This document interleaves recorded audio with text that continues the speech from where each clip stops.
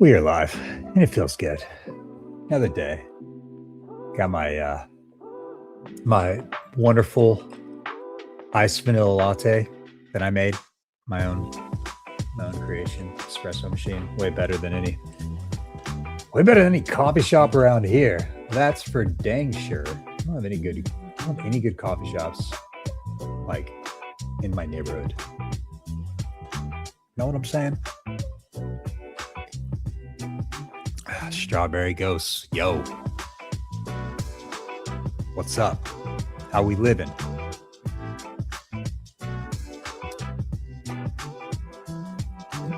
I never go live on Saturdays, so we're gonna see how this goes. You know, Saturdays people could be out doing a lot, or people could just be chilling. It could be great. Hard to say, you know. Hard to say. But we'll get in here, get a pop, and see if there's any Muslims that has good evidence for why I should become one. So, what time is it? It is 3:05 Central Time.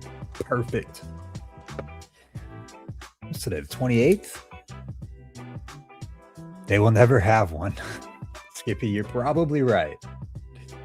You are probably right.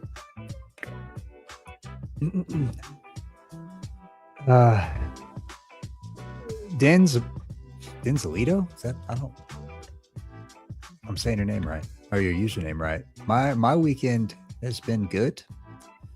My weekend has consisted of I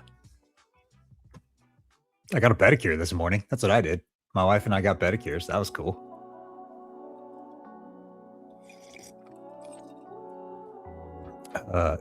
Peter, I'm reading your comment. Yeah, I got a pedicure this morning. What did we do last night? Oh, I did a live stream with Inspiring Philosophy last night. Dan McClellan did a video response to a video that my buddy Tim and I did of him. So then we responded to that again.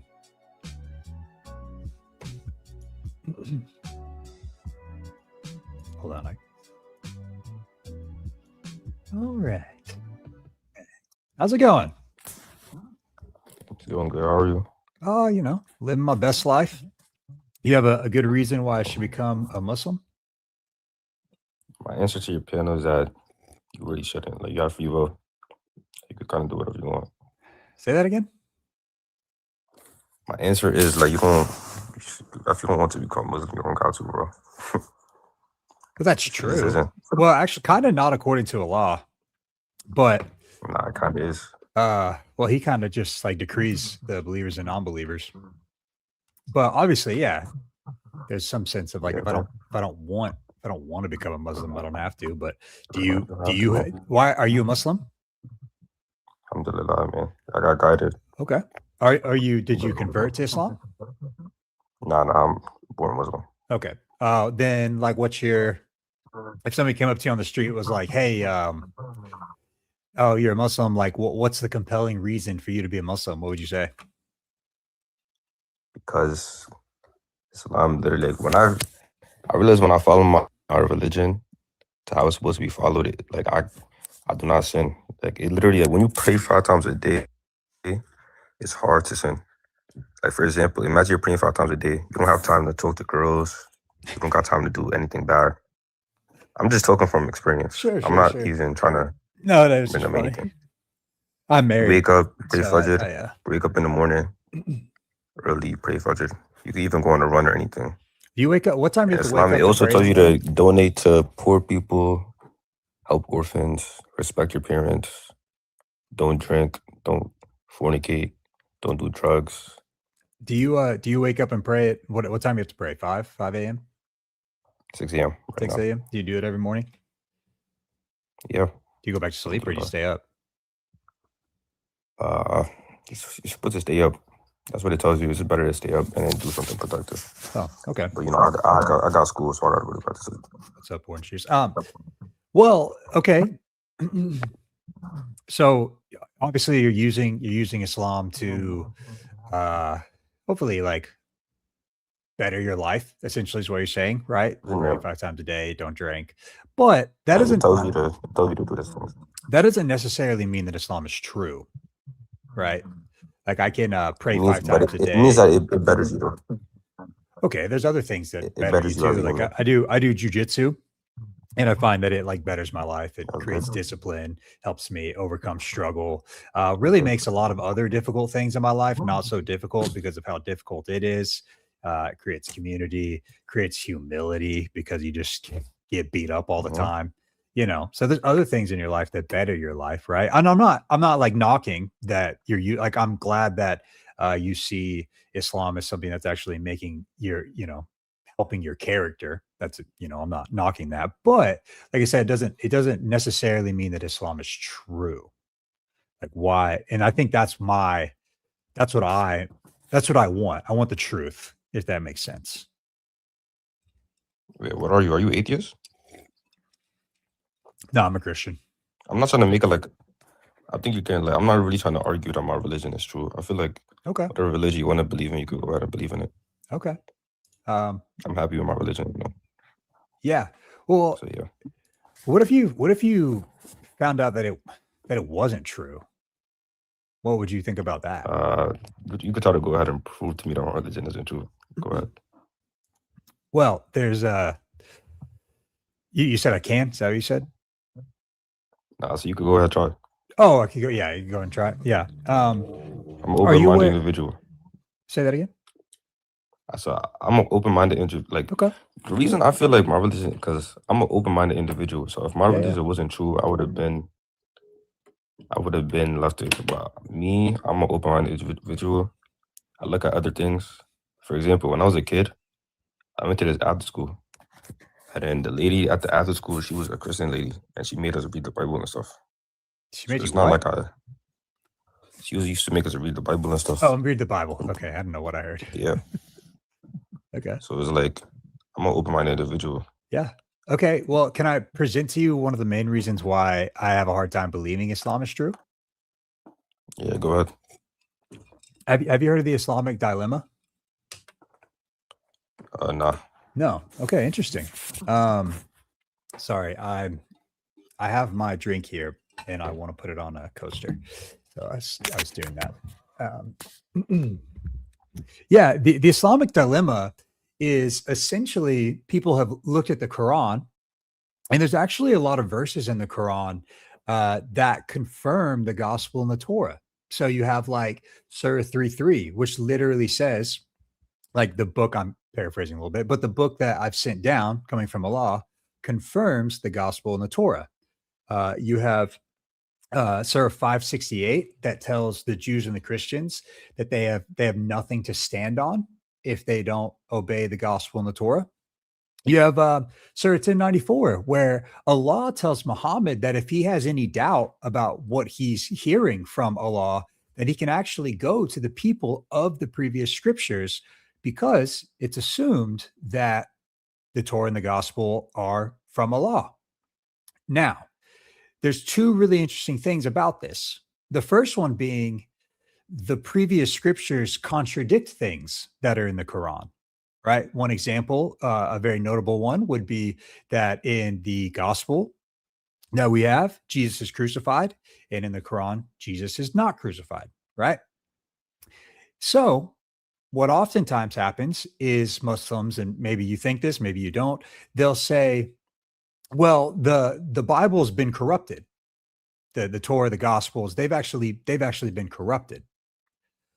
But it creates another problem in that why is the Quran affirming corrupted scriptures? And so here lies the dilemma. Either the Quran is false because the previous scriptures contradict it, or the Quran is false because it confirms corrupted scriptures. And why would Allah let that happen? Does that make sense? Muslims believe that we believe in the original gospel and the original Torah, not the ones that we have now. Okay, so this is a really, really key question to ask you here. If that's the case, do you believe that they had the original gospel and Torah at the time of Muhammad. So when he's saying the Quran confirms the gospel and the Torah, there's even some verses that it says, speaking to the Jews, that the Quran confirms that which is with you. In like 241. That might be right. Somebody can correct me if I'm wrong. So do you think that at the time of Muhammad, they had the gospel and the Torah, and that it's been changed since? Some of the earliest Christians, there's actually a group of early Christians that believed that Jesus wasn't God. I'm I not don't remember aware. their name. I gotta find it again, but it was like Jewish Christians that believed that. I'm not aware of any early Christians that believe that. Oh, you want me to find it for you? We could talk about that later. I'm just more like I'm trying to stick like on this question. You know, do you think that at the time of Muhammad, that Jews had the Torah and Christians had the Gospels, and then it got corrupted later, or do you think they got corrupted before the time of Muhammad? No, I believe it was corrupted before the time of the Prophet. Okay, but I feel like there were some Jews and Christians at the time that's like they knew the truth, but you know what I'm trying to say? They rejected the falsehood that was added into it, but it just creates a tough question for you then. If they were corrupted before the time of Muhammad, then why is the Quran then confirming the gospel and the Torah if it's already been corrupted? That's actually a very reason why the Quran was revealed, because the Torah and the Bible was corrupted, just like how the Bible was revealed because the Torah was getting changed. Well, that doesn't. Do you mean that's why the gospel? Did you understand? Like you said Jesus was sent because the Torah was ended up changed, so it was like it's the same thing. Okay, yeah, you're saying because that's why the gospel, not you said that's why the Bible was revealed. It doesn't matter. No, it goes. I'm trying to do it like in steps. Yeah. Like, so that's why I'm asking then, if the Quran was sent to correct the gospel and the Torah, why doesn't it say that anywhere in the Quran? Why does it only say that it confirms it? It does. Do you have a verse? Yeah.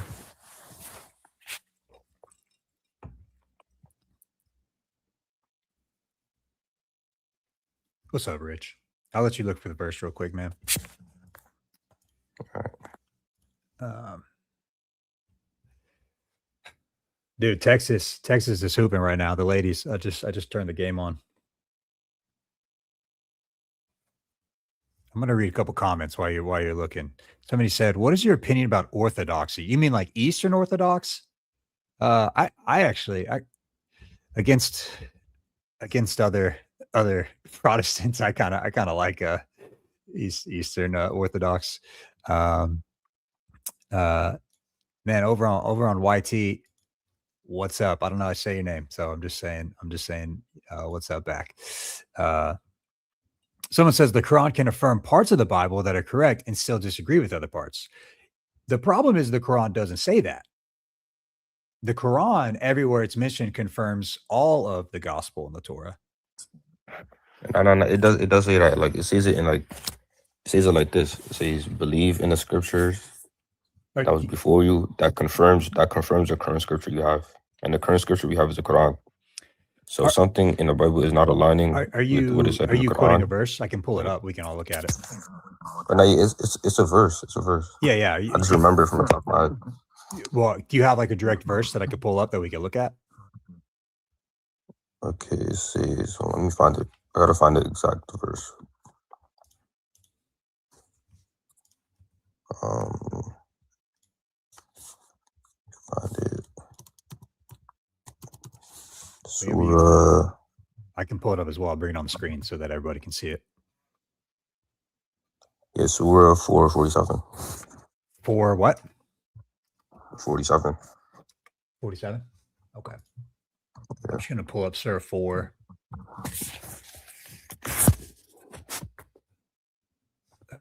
You said, just so we can, if we need to, get some context. As soon as I scroll to it, I'll put it on the screen.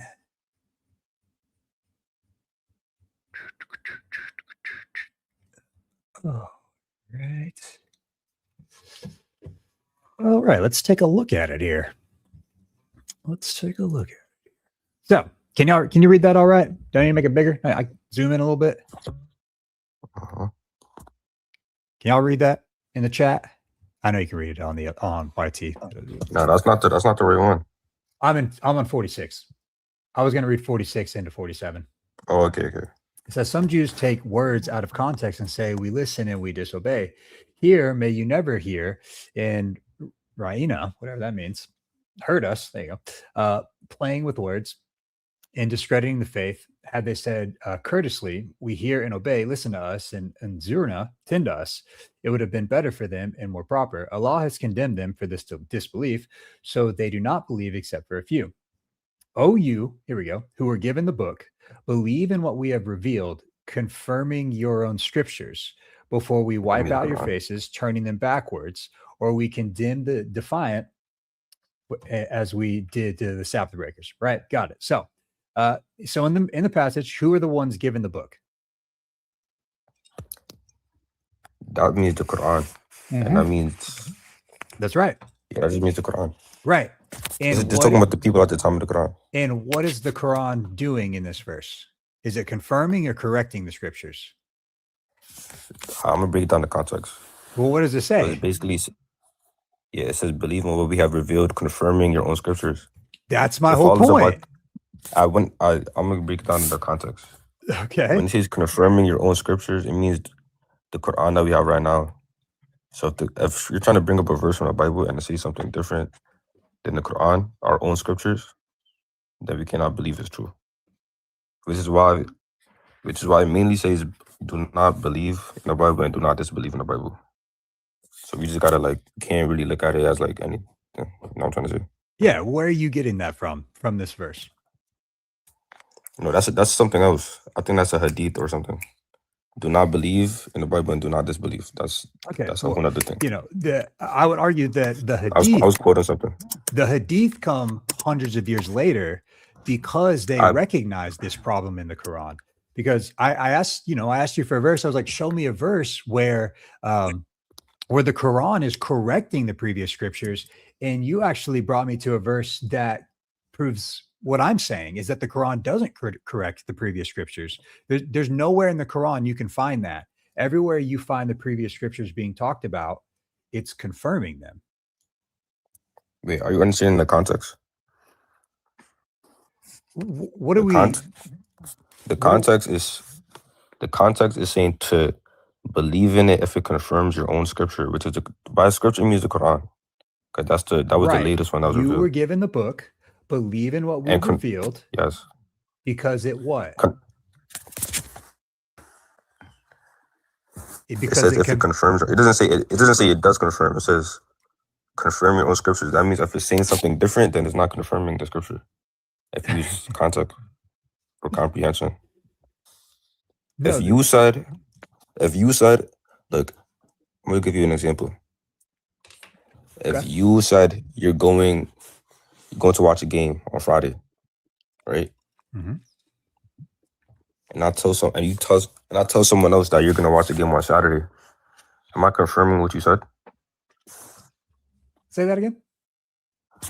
If you tell me to tell someone that you're watching a game on Friday, and I go and tell the person that you're watching it on Saturday, am I confirming what you said? No. Okay, so using the same knowledge I just gave you, this is obviously saying that if the Bible is saying something different than what the Quran is saying, it's not confirming it. Well, you understand now? If we just keep reading, we'll see that it's still the case. If we just go to the next verse. No, we're in 440. Sorry, we're in 447. I was thinking 548. Never mind. I hope the context I just gave you didn't fly over your head. No, I understand what you're saying. I'm just saying that's not what's happening here. This is a verse But that's what it says. So I'm going to do this and then tell me what you think. Okay. And this is why I would say I don't believe in the Quran. So Imagine this. Imagine someone came to you with a book, okay? And you left the app. You showed me. Okay. Imagine someone came to you with a book and said, this book is from God. All right. And it confirms all of the things that are in the Quran, right? I'm holding a Quran, but we'll just pretend this is its own book. This book actually confirms all of the things that are in the Quran. That's what it says in the book. It says things like,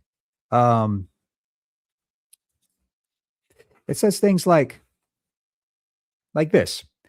He has revealed to you, O prophet, the book in truth, confirming what became before it. And he has revealed the Torah and the gospel. And then it just continued on and said the Quran, right? So that's what it says in this new book. And then you read this new book and you found that it had core contradictory teachings to the Quran. Would you trust this book? This hypothetical book?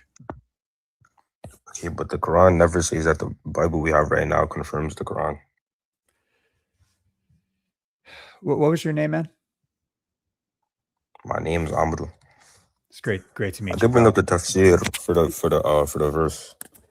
I'm gonna have to move on, bro. I appreciate talking to you, but we have reached the point where we can no longer continue in the discussion. Because like you're not trying to understand what I'm trying to. You're trying to understand what I'm telling you. No, you don't understand the context of the verse. I totally understand, and I'm showing you that the Quran only confirms the Torah and the gospel, and we can't move forward because not the ones we have right now. You reject that. So take it easy, man. You're a super nice guy. Have a good one.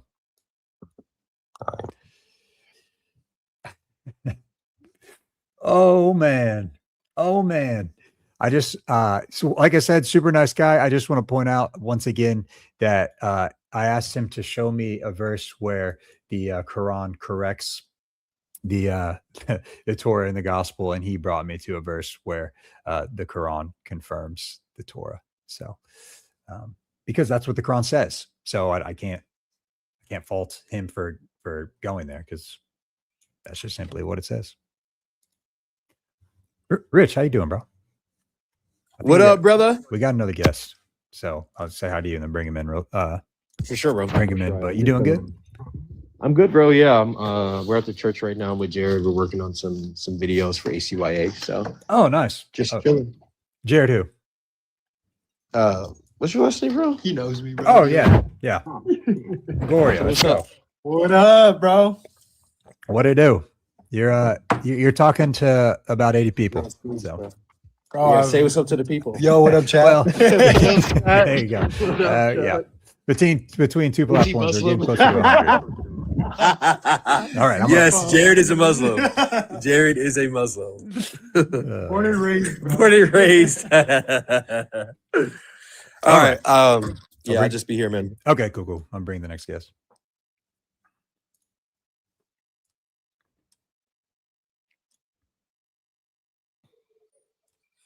How's it going? Amar, you are here. You're muted currently. Okay, you're good. What's up? Yes. Good evening. Good evening. Are you a Muslim? Yes. My name is Umar Nyans, but I'm a Christian. Oh, you're a Christian. Oh, I'm okay. not a Muslim. Gotcha. Well, I just wanted to talk to Muslims. And I'm a Christian as well. I wanted to talk about the fact that the Quran confirms the Bible. I don't know whether you can hear me. Yeah. Hey, Umar, I'm so. Are you able to hear me? Yes. So thankful that you came on. We're only talking to Muslims. My network. But I wanted to talk about can the idea that the Quran confirms the Bible. Can you hear me, and Umar? Realize that the words that I use. Yo, Umar, can you hear Coley? To mean confirming the scriptures, they are selected. I gotta let you go, man. I gotta let you go. You take it easy. It uses the verb sadaqa, which means to confirm that someone has. You had a question, bro. Well, bro, just want to talk. He did. All right, we got another guest. May Jesus guide our first guest. Amen. Hello. How's it going? Are you a Muslim? I'm a Muslim. Awesome. You have a Muslim. Good reason. Did you say Sunni? Is that what you said? Yeah, I just want to talk about what you guys were talking about prior about the confirming. Yeah. Okay. So in in our paradigm, we believe that the Quran generally confirms the previous scripture. That doesn't mean entirely. If we read the Quran in its totality, if we read the whole entire Quran and we see what the author mentions, it says that it's a criterion. It says that it's a muhaymin to the prior scriptures, which simply means that it's correcting the previous scriptures, what's wrong and what's right, which isn't an entire confirmation, it's just general. Okay, can we look at that verse? Where it says Yeah, I that? got you.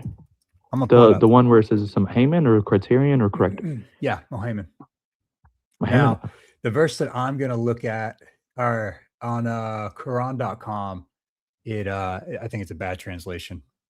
I think you're right. I think it should be criterion, but since I'm already here, we'll just I think the best translation will be like guardian, right? I got the verse. It's 548. Yeah, I've already got it pulled up. Right. All right, So, read it. like Quran.com, I think is doing us a disservice here. I think this is a poor translation. This word Mohammed, but I'll read it in context. It says, "We have revealed to you, O Prophet, this book with the truth." So for everyone watching, that is It's not 548. the Quran. This is 548. No, it's 548. oh, it's because I saw 4 on the top. I thought it was 448. Go ahead. I see that. I was in chapter 4 beforehand. So maybe it just kind of Yeah, that's why. Yeah. Yeah.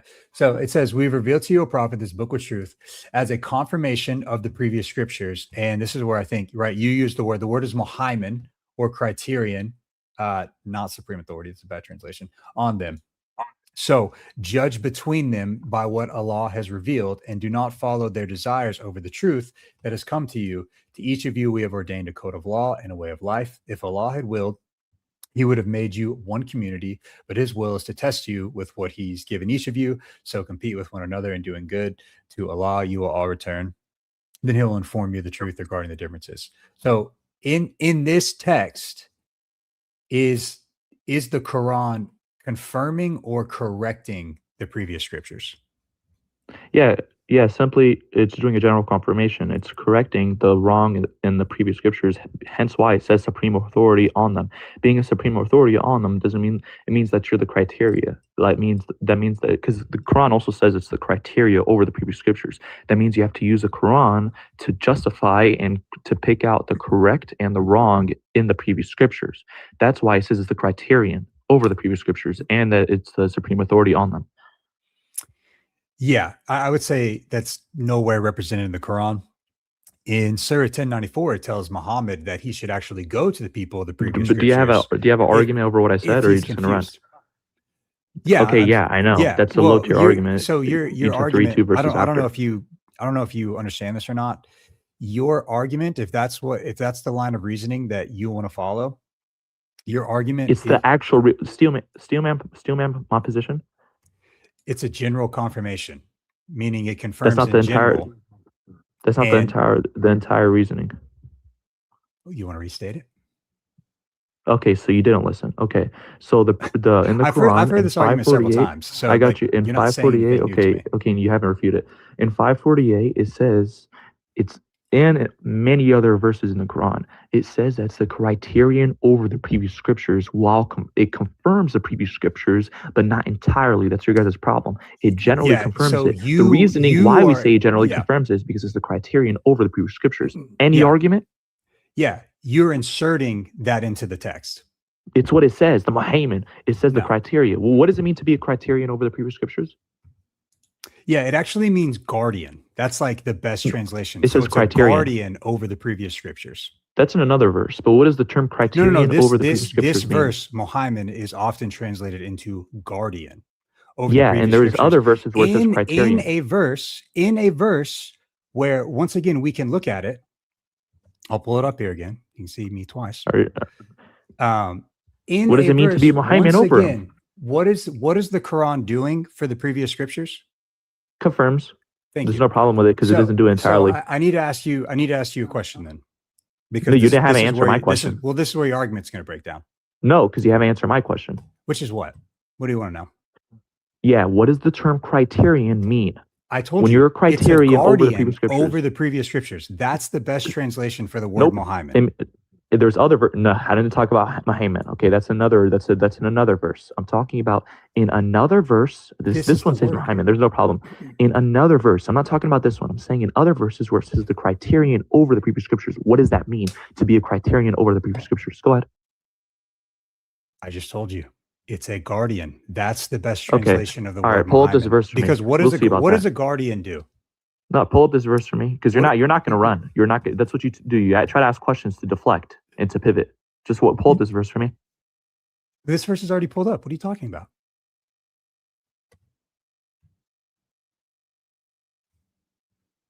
This is the verse. I could pull out a better translation, a better English translation of the Quran.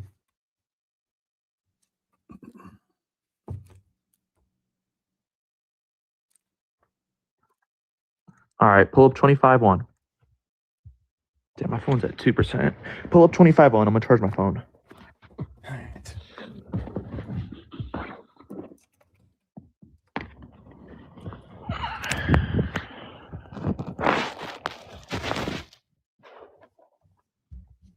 No, that's the wrong one. Wait a sec. Is that 25:1? Yes.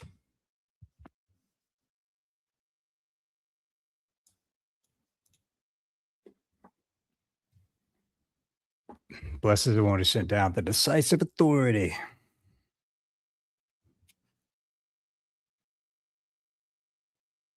This isn't going to go the way you want it to go, man. This is your chance. It's your chance to bail out. I had the wrong one. It was 1664. And I don't know the side commenting you're doing, but it's not going to look good for you because the term Haman, it literally demolishes your guys' Islamic dilemma. It really does. Which God I'll logically show you cooked why. Go ahead. 1664. Okay, go ahead. Reveal to you the book only to clarify for them what they differ about, and as a guide and a mercy for those who believe. What does clarify mean?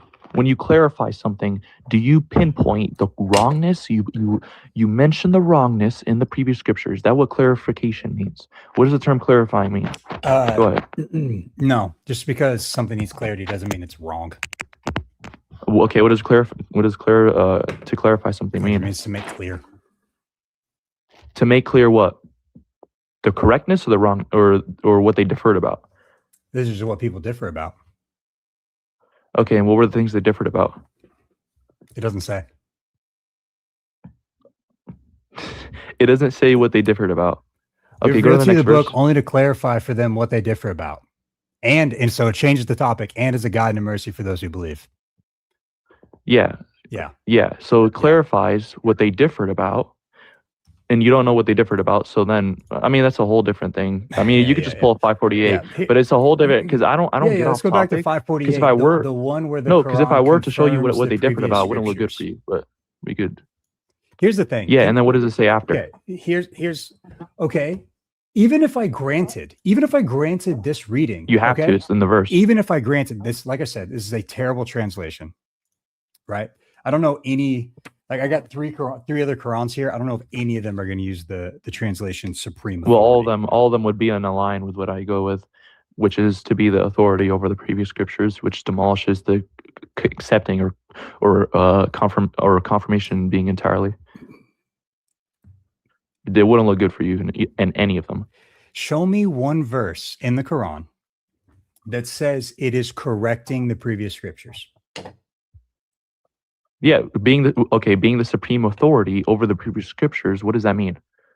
When It you doesn't let mean me it's clarify it. correcting Let me teach you. Let me clarify. Well, is this Quran.com? Yeah, So- it's the worst. Hold up, Coley. Let me finish. When you're in the You should be able to pull Quran, up the Arabic. in the Coley. totality, Coley, in the totality of the Quran, right? If you read the Quran in whole, it says that the supreme authority over the previous scriptures, and then in other verses, it says the previous scriptures. It says, "Woe to those who have corrupted." No, it doesn't. Not entirely. It No, says it there's doesn't. certain parts of the. It doesn't. No, All right, bet. Give me 1 second. it says nothing about correcting the previous scriptures. On Quran.com. I never said. you I should said be in the able previous to, scriptures that they've been corrupt. It doesn't mean corruption is taken entirely. That's the whole point. Yeah, you know what's funny? So like here we have like a more. Are you going to honest- answer what I said? we've got like a more honest translation of the Quran, and this is a new annotated translation, and it's funny how it reads the verse. Surah 548, and we've sent down to you the book with truth, confirming that what was with him of the book as a preserver of it. Okay, now As a scroll up. preserver of the previous scriptures. Yeah, because the term Haman has different definitions. Yeah, but because the core it's a guardian, and it's supposed to guard the previous scriptures. Okay, This and is when you just a guard the bad previous scriptures, translation. what does that mean? What does that mean when you guard the previous Of this scriptures? verse, in the context What does it of this mean when you verse, guard the previous scriptures? Answer this question. Yeah, No, to what does it guard mean when would you be guard to the previous protect, to scriptures? not let it change, to not let it be altered. That's wrong. With. That's wrong. That's wrong. It doesn't follow. That's wrong. Really? When so you, if I had a yeah. child, if I had a child with me and somebody said, "Hey, I need you to guard this child," if I'd like my friend's child, guard my child while I go run some errands, and I'm a guardian. And what am I supposed to do with the child? Yeah, but that's not the verse. Supposed to that's not the verse. and That's not the verse. preserve the child. Because the nope, verse it's not what it picks literally up. You're trying to use, think about this. You're trying to use a verse to say that the Quran is correcting when it literally says confirming. And it doesn't mean entirely. You have to prove your whole point of view. I'm going to demolish your whole point of view you have to, with one question. One question demolishes your whole point of view. We'll see. Okay? You ready? Go ahead. Do you agree with this statement? And it's not a yes or no. I have to give my answer, and then I'll go on to. Sure. Do you agree with the statement that whatever in the Bible that the Quran confirms is correct, and whatever in the Bible that the Quran, disagrees with is wrong?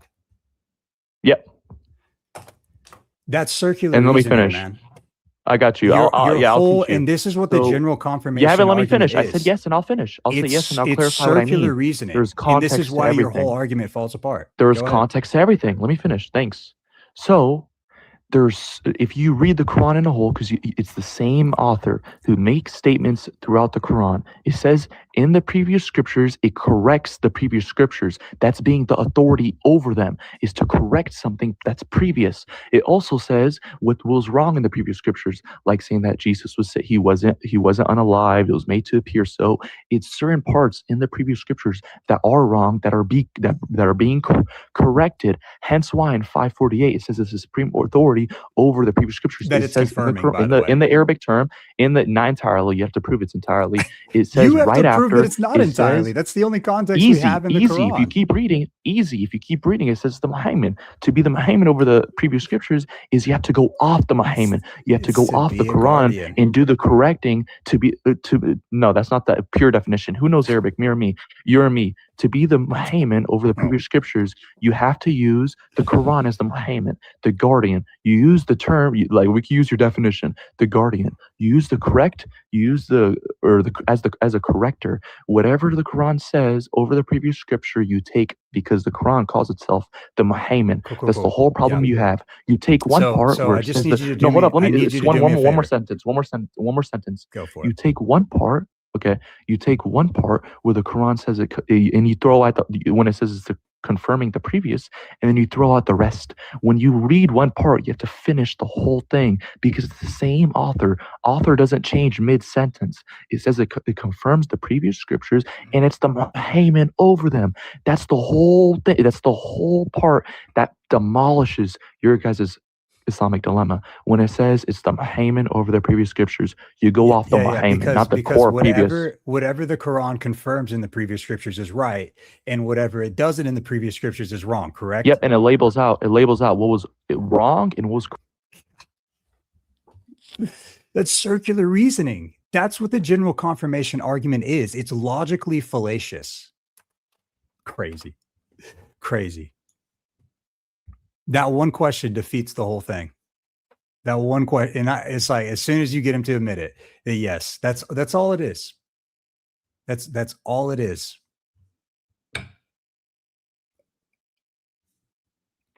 Man, I get it though. I get it, bro. I get them because there's nowhere to go from there. There's nowhere to go. He's already admitted that his position is circular reasoning. So he's a logically fallacious reason for why he thinks the Quran is true, and he's just going to double down on it. So it's over. it's over. I've already exposed that his position doesn't work. Now he's not going to accept that. I can't do anything about that. But the moment that he admits that it's just whatever the Quran says, his argument's just trust me, bro. There's nothing. There's just nothing else to do. Hello. How's it going? Good. All right. Why aren't you Muslim in the first place? I just want to like figure that out. I think one of the main reasons I'm not a Muslim is Muhammad's not in line with the previous prophets. He's not in continuity with the previous prophets, and I just think that's really important. How so? In a myriad of ways. He's not aligned with Jesus. He's not aligned with Isaiah. He's not aligned with Zechariah. He's not aligned with Abraham. They all say things that the Quran would absolutely reject. Like what, for example? Jesus tells his disciples that he's going to be crucified and then raise again 3 days later. The Quran rejects this. Zechariah tells us that the Lord himself is going to come to the temple and that he'll be pierced. Quran rejects this. Isaiah points to a suffering servant that will come and pay for the sins of the Israelites. Quran rejects this. Moses calls Abraham Yahweh. The Quran rejects this. There's like, it's a lot of different areas. I mean, we believe in that Jesus like was appeared to have died. We like, historically it's true that Jesus was crucified, but we believe in that he didn't die. Like it was appeared to have like seen You're like right. as if he was appeared. It only appeared that he was crucified. They neither crucified nor unalived him. Right. Yeah. There's other things. There's something that I find very, very fascinating in this dynamic between Jesus and Islam. So obviously, Islam rejects that God is a father in any sense, right? Yeah. Right.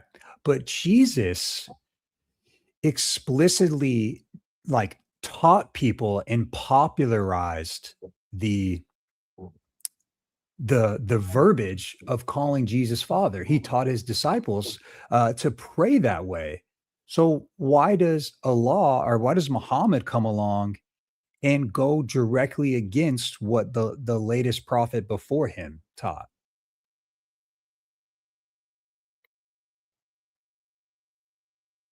Word of God. Say that again. God commanded him to do so. Okay, so then it kind of draws another question. Why would Allah do this? Right? Like, because this is such a big thing in Islam to not say that God has a son, to not say that God is a father.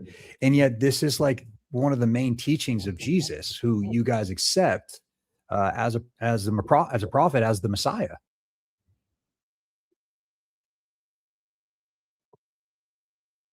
It's very interesting. I mean, are we like saying like the father as in like an actual father that can give birth? Like, I mean, that can have children? In any sense. Right. In a biological sense, in a spiritual sense, in a adoptive sense, right? You can be someone's father via adoption. You could be someone's, spiritual father, So what are you trying to say again? I'm kind of confused right now. Yeah, I'm saying that Muhammad's not in line with the previous prophets. Because of how Jesus says, like how God is the Father. Yeah, that's just one example. Also, I like to. Let me see if I can pull this up. I like to look at this. Are you aware that Islamic sources talk about Muhammad being deceived by Satan? No, can you pull up one? Yeah, I feel like I sent this to myself at some point because I knew I didn't want to. I don't want to lose it. Let's see here. Of course, I emailed it to myself, but you know how it is. All your emails get. There's a really good website that literally shows Ibn Ashok. Like it shows excerpts from his writing.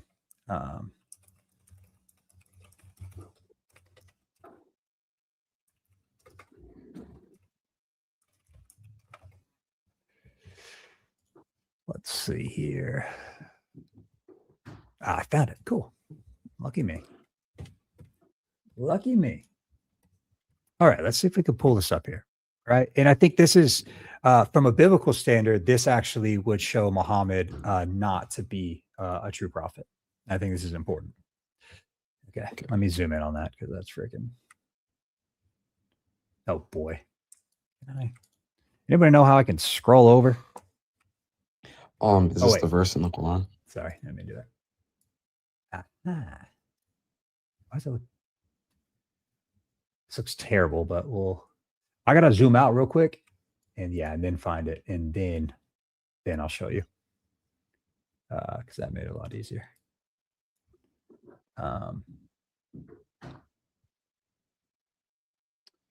Let's see. I think this is it. Yeah. So this is Ibn Ashok. Let me grab this.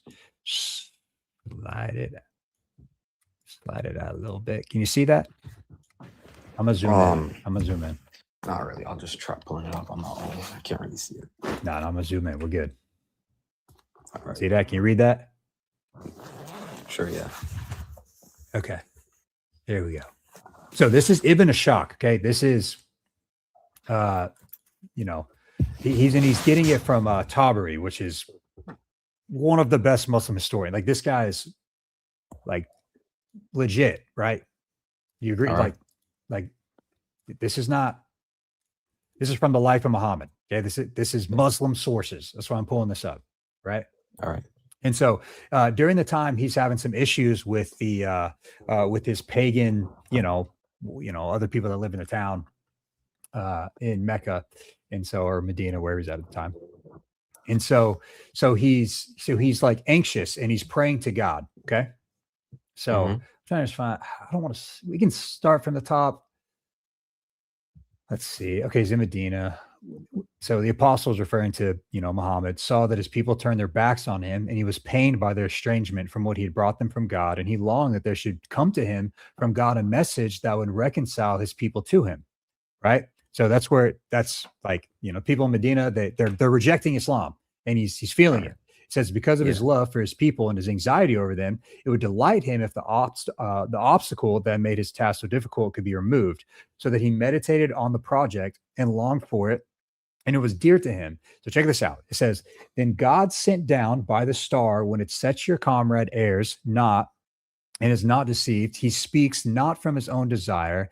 And when he reached his words, so this is in the Quran. This is Surah, 51, I think, where it says, have you thought of Allah, Al-Uzza, and Manat, the third, the other? Okay. So that's the verse. But then here it says, what verse again? It's in Surah 51. Okay. And you can read that verse. Somebody in the chat, correct me if I'm wrong. No, I'll pull it up right here. Well, I just want to, it's either 51 or 53, but I'm pretty positive it's 51.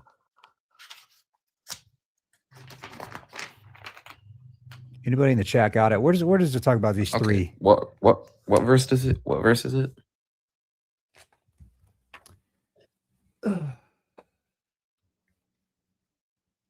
We'll just do this. Check this out.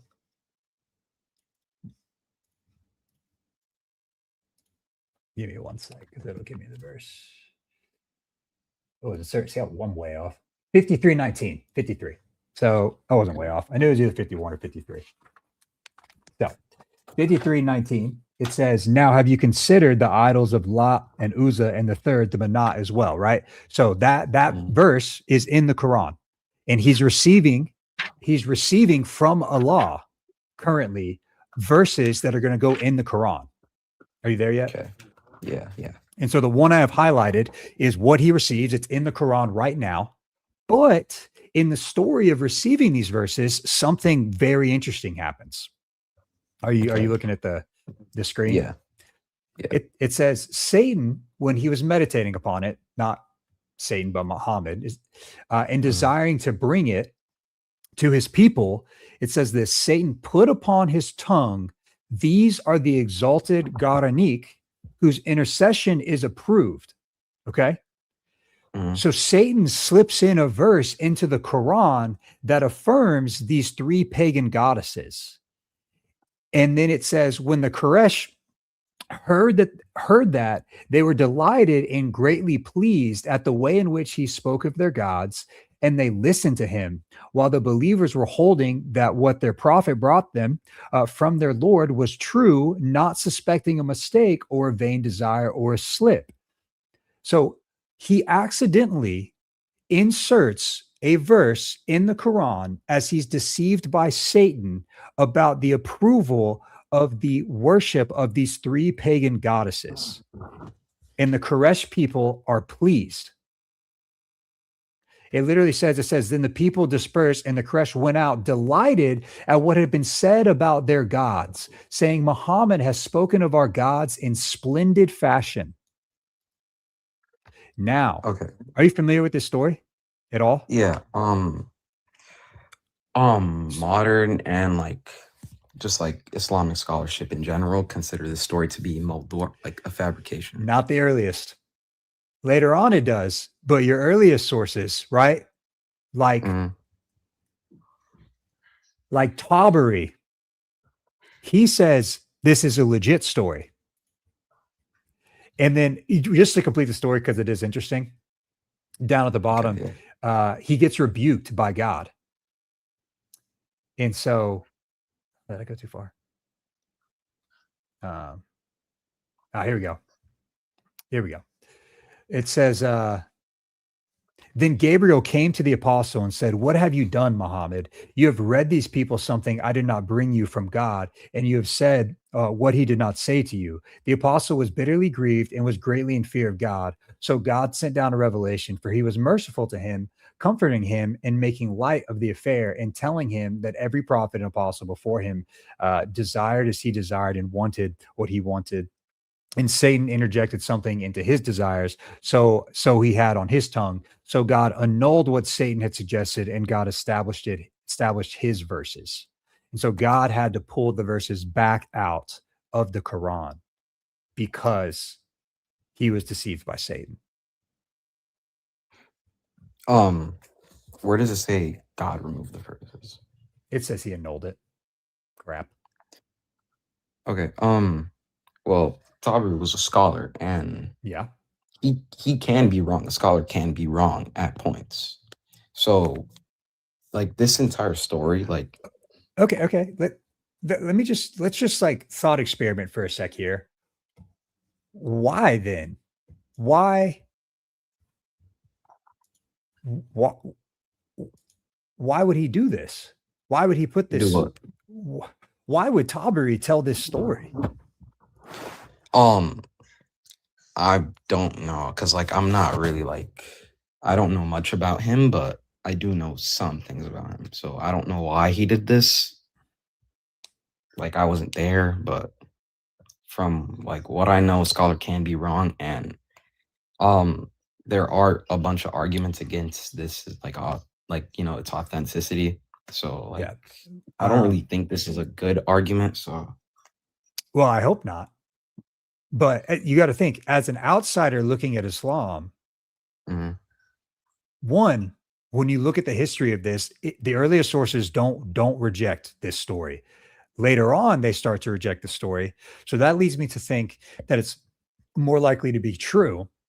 When we think about history, oftentimes the things that are most embarrassing are the things that are true. It's called the criteria of embarrassment, because why would they include this story about Muhammad if he didn't think it actually happened?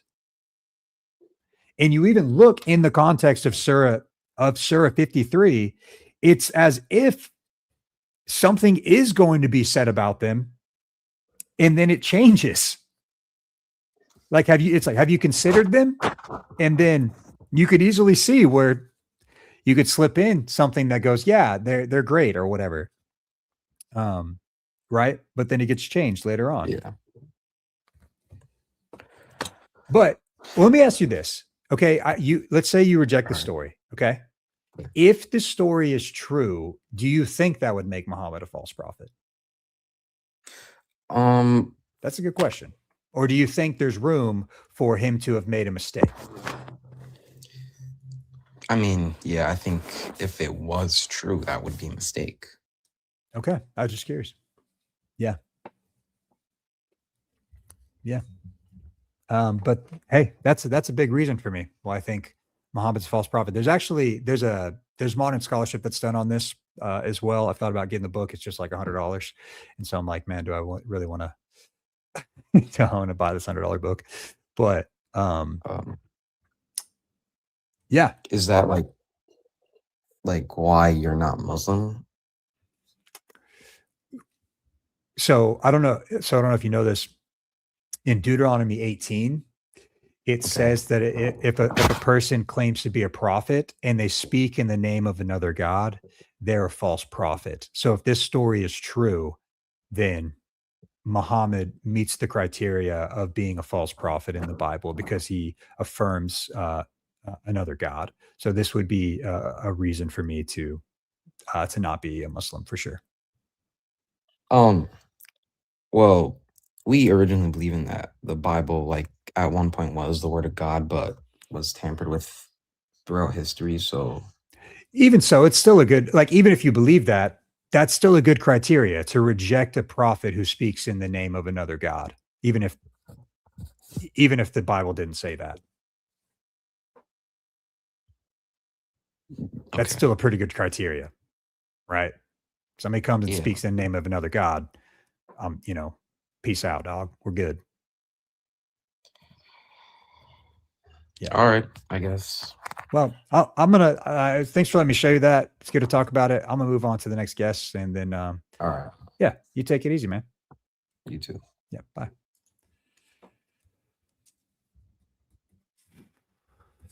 All righty then.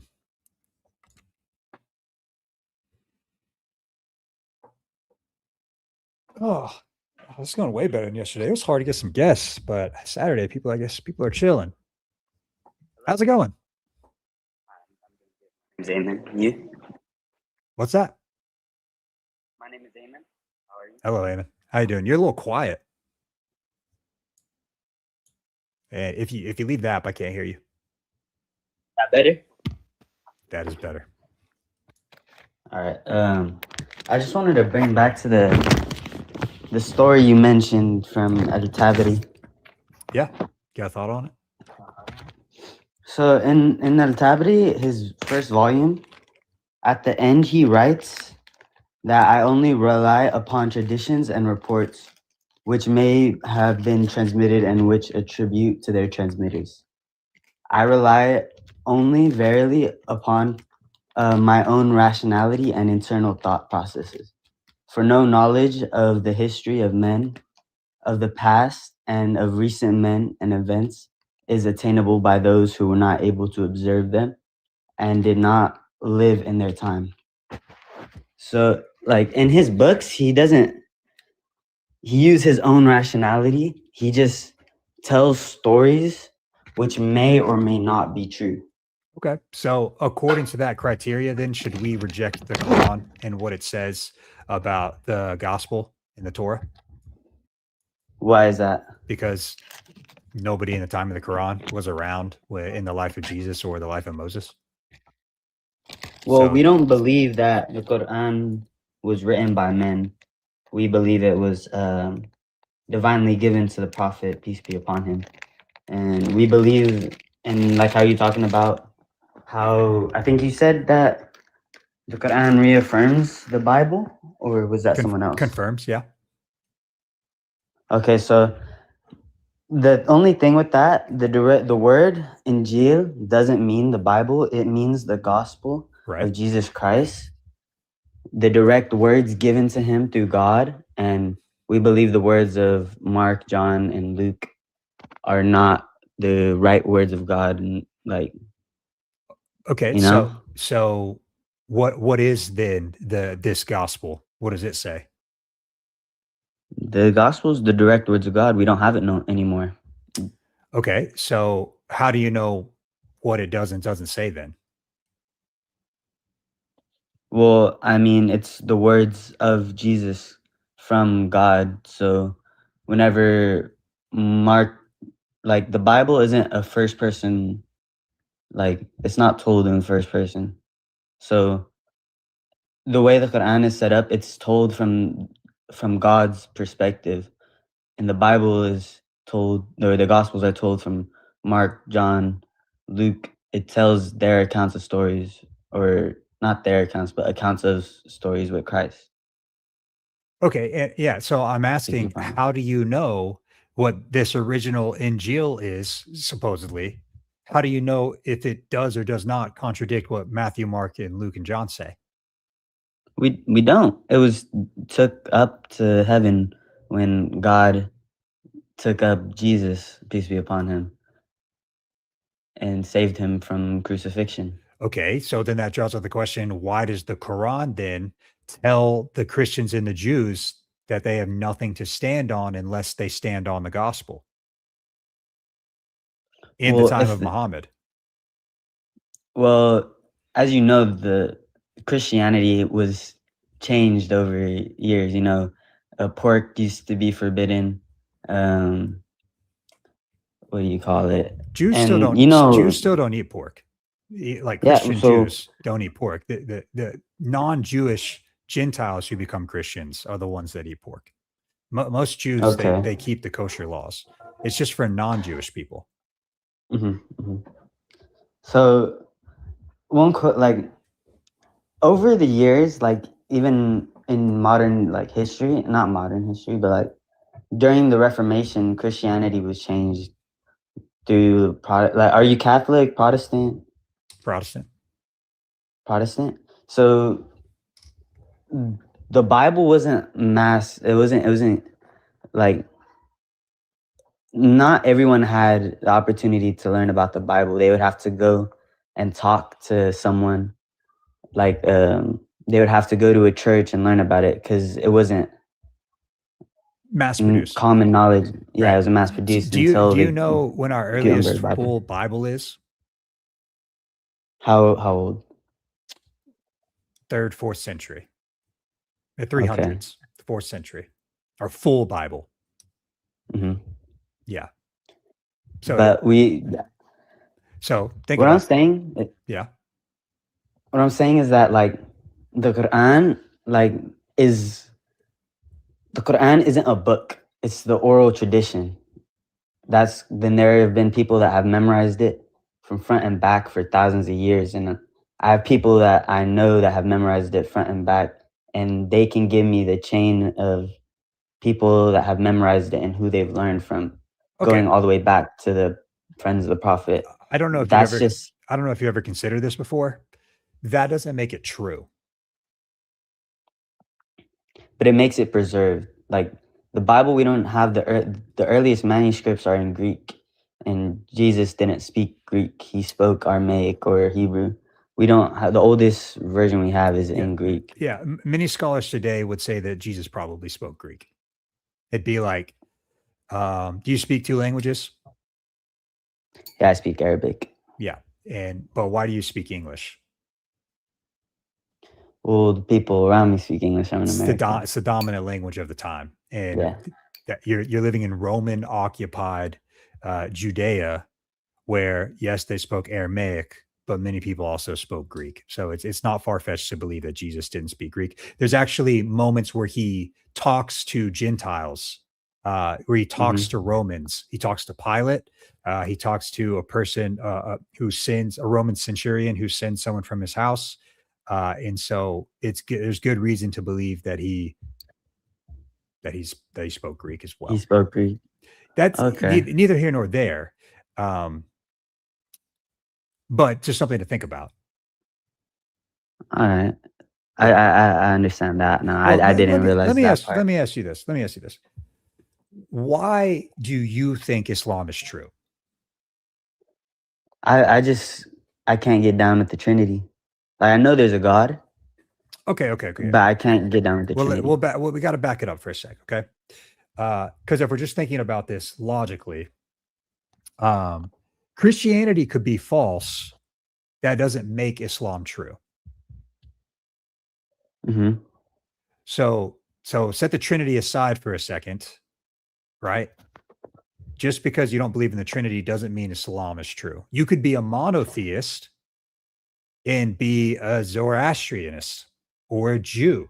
You don't have to be a Muslim. Well, I look at the scientific miracles in the Quran. I look at like the predictions it makes and the fact that it was delivered to someone who was illiterate and he was able to transfer it to thousands of people and took and beat a strong army in the Mecca tribes. He defeated them with very little people. And like as I look at that, that's God's work right there. That he wouldn't Okay. have been able to achieve that without God. Is there a scientific miracle in the Quran you'd like to look at? We can talk about embryology. Yeah. The embryology that's a pretty big one. Or even the Big Bang. Which one do you want to look at? Let's go embryology. Okay, remind me of the 21. Let me see. Let me grab mine. Is it Sarah 21? I'll ask my good friend ChatGPT.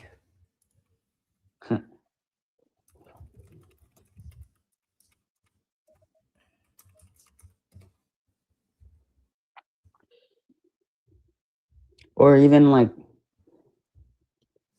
stones coming from space. 23. 23. I gotta learn my Quran better. That's my problem. That's 2 times today that I've been 2 chapters off. I gotta learn my Quran better. I've been running back through it though. I've been reading it again, learning more stuff. That way better, This is way, good, though, way like- better read the second time. I'll say that. Yeah. Still kind of boring, but better read. Mhm. Okay, I think it's yeah. This is it. Let's take a look at it here. Can you see that? Yeah. Boom, we can see it. All right. Starts in 23 verse 12. It says, and indeed we, being Allah, created humankind from an extract of clay, then placed each human as a sperm droplet in a secure place. Then we developed the drop into a clinging clot, then developed the clot into a lump of flesh, then developed the lump into bones, then clothed the bones with flesh. Then we brought it into being as a new creation. So blessed is Allah, the best of creators. Now, there is a problem here. I don't know if you're aware of it. Yeah. Are you talking about how? Or you go on. You can tell me. Let me know. So listen, let's not act like either one of us are experts on embryology, right? I'm not going to act like I am. Not. You know, that's for somebody else. But what we do know in modern science is that when a baby is being formed in the womb, that they're not formed into a lump of bones and then clothed into bones with flesh, but they actually form simultaneously. They form this bone-like structure. There's some scientific name for it. And as those are forming, the flesh is also forming around it. And so this would give us the belief that there's an order to this when that's not what is actually happening in embryology in accordance to modern science.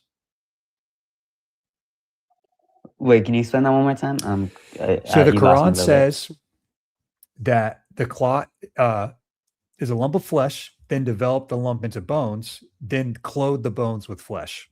That doesn't make any sense. That's not how babies are formed. The bones and the flesh are formed simultaneously, which is a much better way of forming a human being. Even it just kind of doesn't make sense. Well, flesh here is not even in the The Quranic, yeah. It's not even But in whenever the you Arabic. read the word, that's what it. When you read the word in Yep. Arabic, it's like Right. So we got flesh, bone, flesh. That just be just not true. well, the way it's stated. You know how it's like not full on bone. It's talking about like cartilage, like a type of not solid because it goes cartilage and then it forms into like rock hard bone. Okay. So you think that's what it's saying? And then yeah, that's the tafsir. I'm like, What tafsir are you reading? my tafsir. Hold on, let me go look. Are you reading a modern commentary that of modern Abdullah Muslims? Yusuf Ali. Abdullah Yusuf Ali. When is that commentary? Let me look. Like if I pull up, you know, if I pull up, you know, Ibn Kathir or Ibn Abbas, are they going to say, you know? Well, I mean, those people, they're more. Their time has as time has continued, we're able to like understand these scientific miracles better. Like we can look at another example, like how iron was brought down to Earth, and you know, iron came from space through meteorites. The Quran also says in the same way that cows were brought down. Says that? Yeah. It doesn't literally mean brought down. Well, I mean, it could. Right? It's like Okay. And like I'm reading it like with charity. I don't think that Allah's saying we rain down cows from space. Right. But I think it's just saying that. Yeah. I think it's just saying that Allah's the creator of cows. Allah's the creator of iron. If that makes sense. Yeah. Oh yeah, sent Okay. down. Sent down is the word, right? And so so like it'll say it's sent down iron. It'll say, so Surah 39:6, and he sent down for you 8 pairs of livestock. It's like the same way that he sent down iron. So the same thing, right? And so, yeah. Okay. Yeah. Well, There some was good another conversation. one. Oh, okay. We'll go one more, and then I'll There's move on another to the next one. person. There Yeah. was. If I want to ask you a question. Okay. If the Bible we had today, like, I'm just confused on why Christians believe Jesus is God. When Okay. He never directly says it in the Bible. Like, Do you want me to show you where he says it? where? Yeah, I'd love to see it. Okay. Hold on. Let me pull up the exact verse.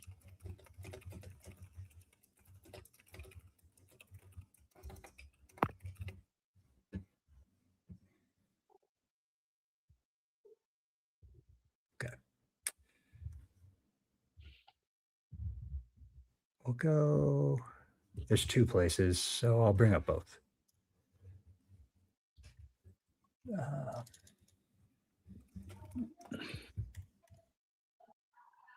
Am I lagging? No, it's just being slow.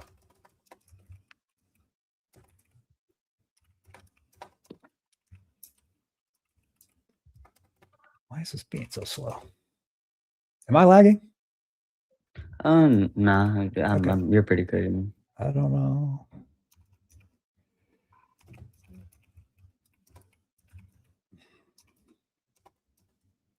Hold on, Revelation.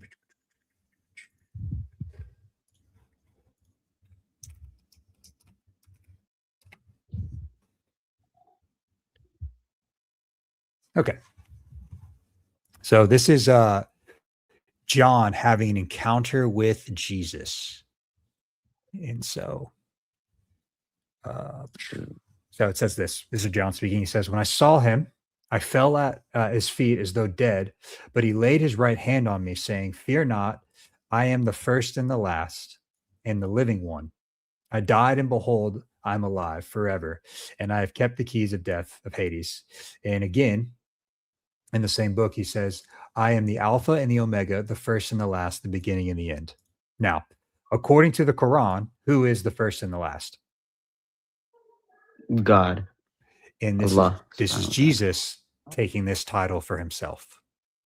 So what is Jesus saying about himself here? He's the first one. Well, I mean, the words of Allah are also, the Quran was also eternal, so that could mean a lot of things. Okay, I'll ask you this. Would you call yourself the first and the last? No, I would Why not. why not? Because I was born.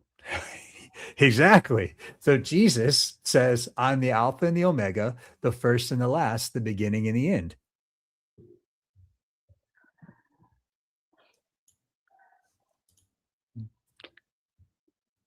That's a clear statement of deity. You or I would never, no one in this chat, no one watching would call themselves the first and the last, because they know, bro, that ain't it. That's a title for God. Okay. Yeah. But I guess you could say that he's gonna come back. So he, at the end of time, day of judgment, he's gonna come back. In Islam too. Okay. He's gonna come back. So that could mean something similar. First He and might not last. literally be saying that he's the first. You don't think so? You don't think these are statements of deity? Not really. Because okay, hold on. Let's walk through this. So Allah says he's the first and the last, right?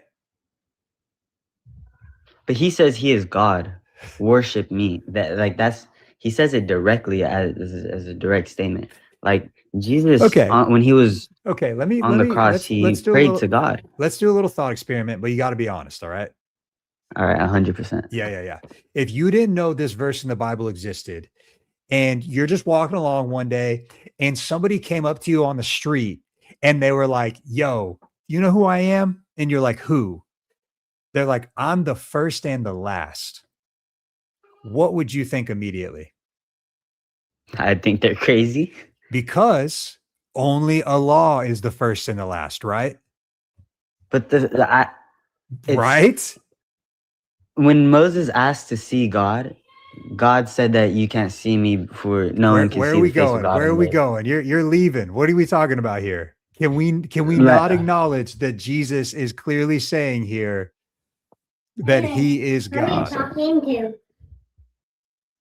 Oh, well, you got a sister? Cousin? Okay, so, yeah, it's my little cousin.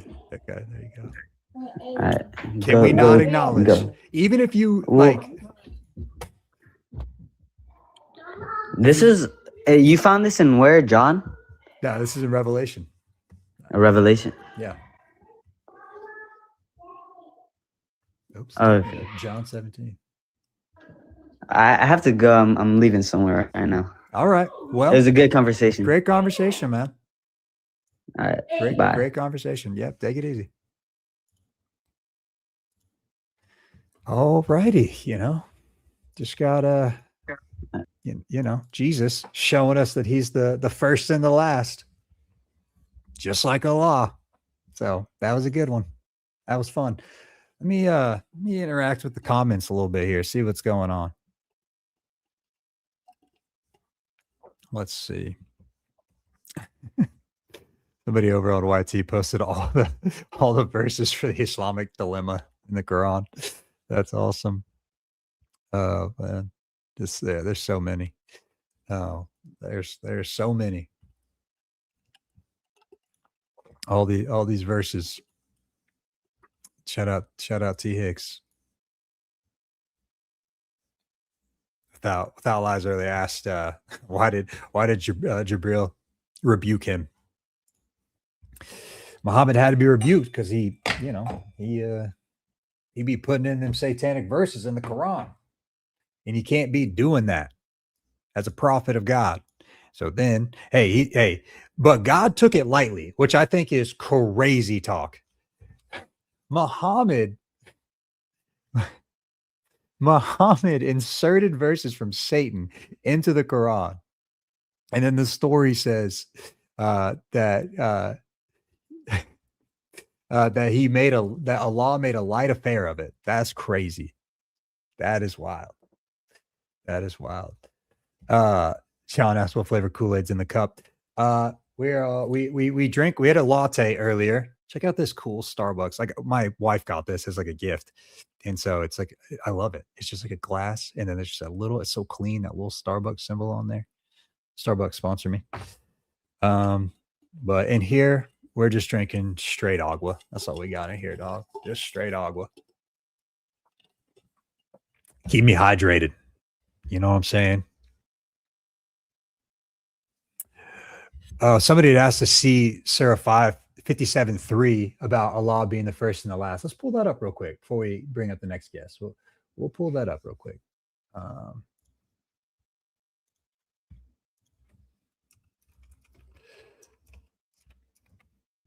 It's so funny to me when you show him that Jesus calls himself the first and the last. Because when Allah does it, he's claiming to be God. But when Jesus does it, he's not. He's not. So it says, he is the first and the last, the most high and the most near. He has perfect knowledge of all things, yet did not know that when two C's come together, that they actually do mix. He thought that they didn't in the Quran. So he didn't know that.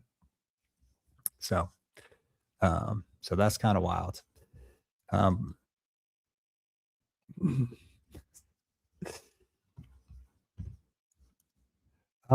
don't know. I'm on my live. I can't go into Muslim Lanterns live. That would be fun for sure. But I can't go into his, or if I can, I have no idea how over on StreamYard. So without losing mine, I haven't done a lot of StreamYard work. So just still figuring it out a little bit. What is this live about? Sorry, the title is hidden. Let me, why should I become a Muslim? That's what it's about. Oh, that's good, John. I'm sure. Yeah, I'm sure the whole thing connects. Ethan, are you a Muslim? I see you in the queue. Are you a Muslim or a Christian?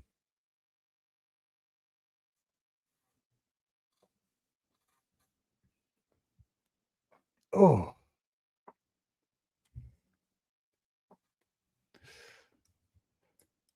I do. I would like to talk to a Muslim Lantern. I made a couple of videos about him, but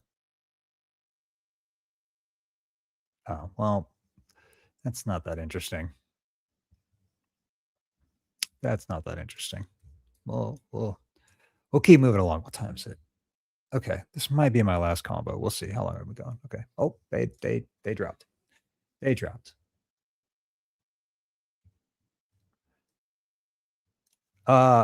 Raya or Ria, which verse are you asking for?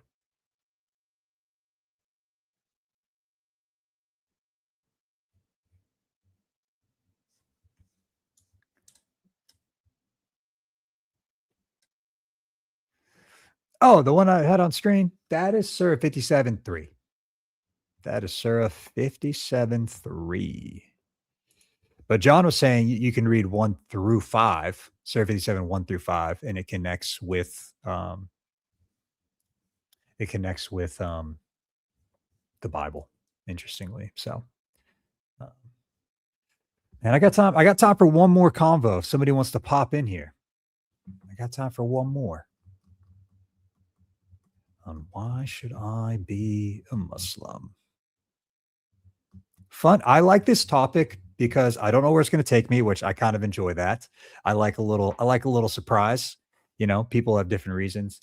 And two, you know, really invites the Muslims to come up here and go, hey, this is what I believe, and this is why I think, you know, I think Islam is true or whatever. So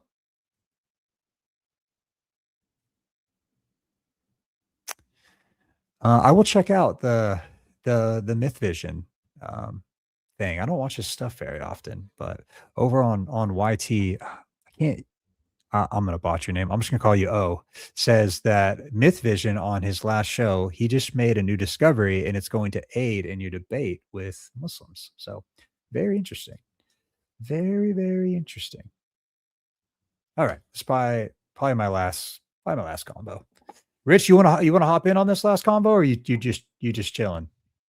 I'll be here. Yeah. Okay. Yeah. Hello. Anywhere I can come in, I'll come in. Okay. Hey, how's it going? Hi, how's it going? Are you a Muslim? Yeah. Alhamdulillah, shukr. Awesome. What's your reason that someone should become a Muslim? No, I just want to say thank you because like you really came up on like you're doing this live. You've been like very calm and respectful and open-minded about this whole like discussion. Yeah. Like there's been a lot of unfortunately people who aren't like that. And yeah, they're actually like doing the opposite. They mock, the religion of Islam. Yeah, I try to meet people where they're at. There's only one guy today so far, and like all of a sudden he just kind of had attitude. And so I'm not just gonna let him run me over. But everyone else has been great, just listening to him and kind of come to a point where it's like, all right, like we're not in agreement and we're not moving forward. So it's just time to move on. Exactly. Yeah, because like there's a reference, there's words by Imam Ali alayhi salam. He's the cousin of the Prophet. He said, if we're not brothers in faith, then we are brothers in humanity. And that line is, I mean, if you really just study that, who said that? Beautiful. Imam Ali, the cousin of the Prophet. Okay. Are you Are you Sunni or Shia? It's a good question. The word Shia is and Sunni are very controversial topic, very controversial. I like to just say I'm Muslim, and I follow the. No. I'll elaborate on it too. Because this is actually a good sense to put in, I guess, for everybody here. If you're a Muslim, you're a Sunni or Shia, and you're watching this. In general, I mean, when you're following the Sunnah, you know what the Sunnah means, right, Kohli? The life of Muhammad. Yeah, or just following what he prescribed, meaning what he said is we have to obey. Because in the Quran, it makes it very clear that if you're going to obey God, you also have to obey who I appointed. So he appointed the Prophet Muhammad ﷺ, and whoever Prophet Muhammad tells us to obey, we have to obey. So this is very, very important to the Sunni brothers here, by the way, that Prophet Muhammad clearly appoints Imam Ali as the divinely appointed leader. And what does that mean? We have to also obey his Ahlul Bayt. And yeah, it's very controversial, but that's a huge statement. Yeah, it is. But hey, well, you know what's interesting is the like, I don't know how to, I want to say this correctly. I feel like Muslims that have more of your stance are more willing are just more open. Dude, that's what life's about. That's what the discussion of human anatomy is like, if I was to just join this live and we were to get straight into it, it's not natural, it's not genuine, it's not authentic. But when you get into a friendly conversation, you can share better points, I feel like, and it's more genuine, right? Yeah. It's all about that. That's what life's about. I mean, even if you're going to talk to the atheist, I forgot the surah, if you don't mind pulling it up, it says in the Quran, just search up invite them with wisdom, surah Quran. Just, you can say that. Pull it up. I'd like to make a reflection on this. 16:125. Oh, okay. Invite to the way of your Lord with wisdom and good instruction, and argue with them in a way that is best. That one. Yeah. Hold on, I'll pull it up. And I think it says kindness, right? Kindness. I just went ChatGPT first to find it quickly. I'll pull up the actual verse. No problem. Yeah, like this version says, This version says, invite all to the way of the Lord with wisdom and kind advice, and only debate with them in the best manner. Surely your Lord alone knows best who has strayed from his way and who is rightly guided. SubhanAllah. Beautiful, right? Not a bad piece of advice.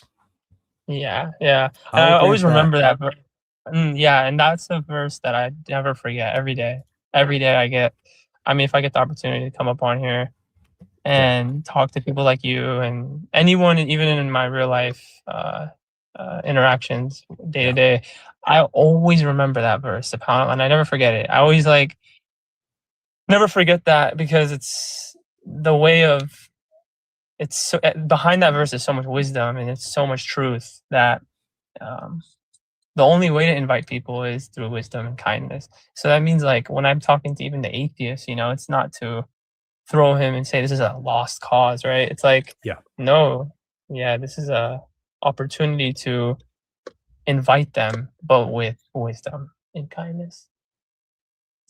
Yeah. And if you look at just the science behind psychology, sure, that is it's very effective when we do that, when we're using like logic and truth and sorry. People, Go ahead. people are more receptive when they through kindness. I don't know. It's just the way. Yeah, it is. yeah, you're right. Well, let's do this. How about, like, I don't know how much longer I'm going to go. Maybe I'll be compelled to keep going. But no, you're good. You're good. After this, but give me your pitch for why someone should become a Muslim. Why do you think Islam is true? Okay, great question. That's a good question. I think here, I'm gonna try to give my good answer to this. I think but I think if anyone here is listening to this, even yourself. Oh, you got notice call or something took you out of that. It's never a did you hear me? Did I cut out? Yeah. Whenever you got a notification, it's cutting you off. Okay. I was saying just, of course, invite people, but to a discussion. I think that I'm not telling everyone here they should be Muslim. I think we should all never blindly follow a religion, and I don't believe in like blindly following things. And a lot of people, they'll follow a religion because they're just following the religion of their fathers. And right. It's really hard. Like, that's the thing about even Muslims in our own communities, and even Christians. Like, it's really hard to be certain that this is the truth if you're not reflecting on, like, reading Quran or reading the Bible. Like, I advise Muslims to go look at the other religions too. Like, as the Christians too, I think they should go read the Quran, and they should read others, like the Jewish, the Torah. They should read the Bible. They should read the Quran. They should read the Bhagavad, right? Like, from the Hindus. It's because gaining certainty is actually really difficult, right? It's hard to be 100%. certain that this is the truth in any circumstance of any religion. And I think we've been given prescription. And so this is, I guess, you could say this is my pitch. I don't know if I'll give a pitch fully, but this could be my pitch. Like, we've been given, and in Islam, I will say that the prescription given in the amount of dynamics and variety of scenarios you have in your day-to-day life, the amount of precisely correct prescription that it gives in every dilemma of your life is bar none, like, perfect. It always it'll make your affairs successful. It'll make it'll literally make your overall life great. And of course you'll endure hardships and be tested, of course. But if you actually follow the prescriptions of the Quran, like how the Prophet Muhammad and his appointed divine Khalif, leader, Imam Ali, the Prophet said that Imam Ali is the walking, talking Quran. So this is like you know, yeah, we read, yeah, we reflect, but when you actually walk it, you walk the prescriptions that Islam has given, especially like in the world today, you'll see such a drastic impact in your life. I don't know how it is with Christians and the prescriptions. I will say, with all due respect, I don't know enough about Okay. prescriptions that in Yeah. the books and stuff. But from what I know, if you just apply, just starting with, just if you just apply Islam into your life just becomes better. It's subhanAllah. And I say subhanAllah because I'm not the one saying this. I'm sure many people can speak on this, but there's so much divine truth behind just, you know, politics. Like, I was saying also, yeah. So that is definitely something I would love to say to anybody. Okay. Yeah. No, you're just You're great, by the way. You're so like, you're such a nice guy. I don't even know. I don't like. I mean, my thing is here would be my pitch to you. It's just such a nice guy. oh, I'm not gonna like be like, this is why. Like, I have reasons why I think Islam is not true, but more importantly, you know, Yeah. I have reasons for why I believe what I believe as well.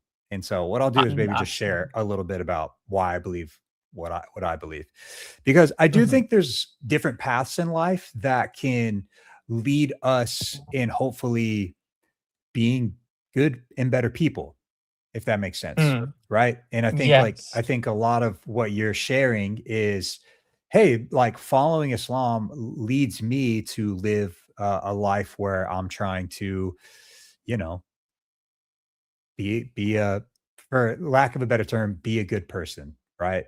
And so, okay, let's say the Hindus can be good people. Let's say the Muslims can be good people. Let's say the Christians can be good people. Let's say the whoever can be good people. I think for me, the question that I kind of really wrestle with is, who is Jesus? Because that is the clear distinction, one of the clear distinctions, but a very important one, obviously, between Christianity and Islam, because we have a different view of who Jesus is that clearly separates our worldviews, right? And so for me, I think that there's actually just good reason and evidence to believe that he really died and rose from the grave. And so that's like the compelling thing for me on why I'm a Christian. It's not even my experience. Is enough. Is enough. I'm echoing a little bit now. I don't know if you, okay. No, go ahead. Wait. Okay, I think it's going. Yeah. I was listening. No, it's still going. Yeah, okay. I'm echoing on your. I'm echoing on your. Oh, you're echoing. Oh. Okay. Can you hear me? Oh, I'm so sorry. I tried to connect to my car charger. Yeah, no, you're fine. Okay. And I listened. You said that the clear evidence of Jesus and stuff. Yes. Yeah, like Jesus. You know, the claim that he died and rose again, I think there's good evidence for that, which is what leads me to Christianity. Because there's a lot of other things that you can then discuss and debate about Christianity, about Islam, you know, plenty of things. But at the core of the Christian claim is that Jesus died for our sin and rose from the grave. And I think that's the compelling thing that keeps me a Christian rather than something else, if that makes sense. No, absolutely. Are you echoing when I do this, or it's good? Test. I'm echoing. I'm echoing. Oh, you're echoing? Why? Oh, I see why. Struggle's real out here. Muhammad, I'll accept your request. I'll go one more. I'll accept your request.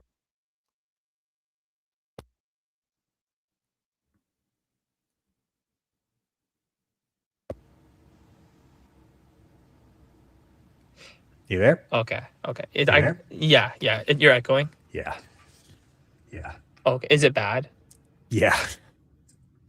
I think it's because of my I'm connected. I'm at 1%, but here. Well, when I'm talking, does it echo? Well, it doesn't echo when you talk now. It doesn't echo when you talk now. Okay. I have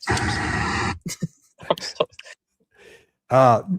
Here's the thing. I go live consistently. If you want to come back at another time, we can pick up this conversation. But obviously, for the sake of the conversation, it can't keep going. Your phone's dying. It's got to be on the charger. It's causing it to There we echo. Yeah, there we go. I'm at 2%. Okay.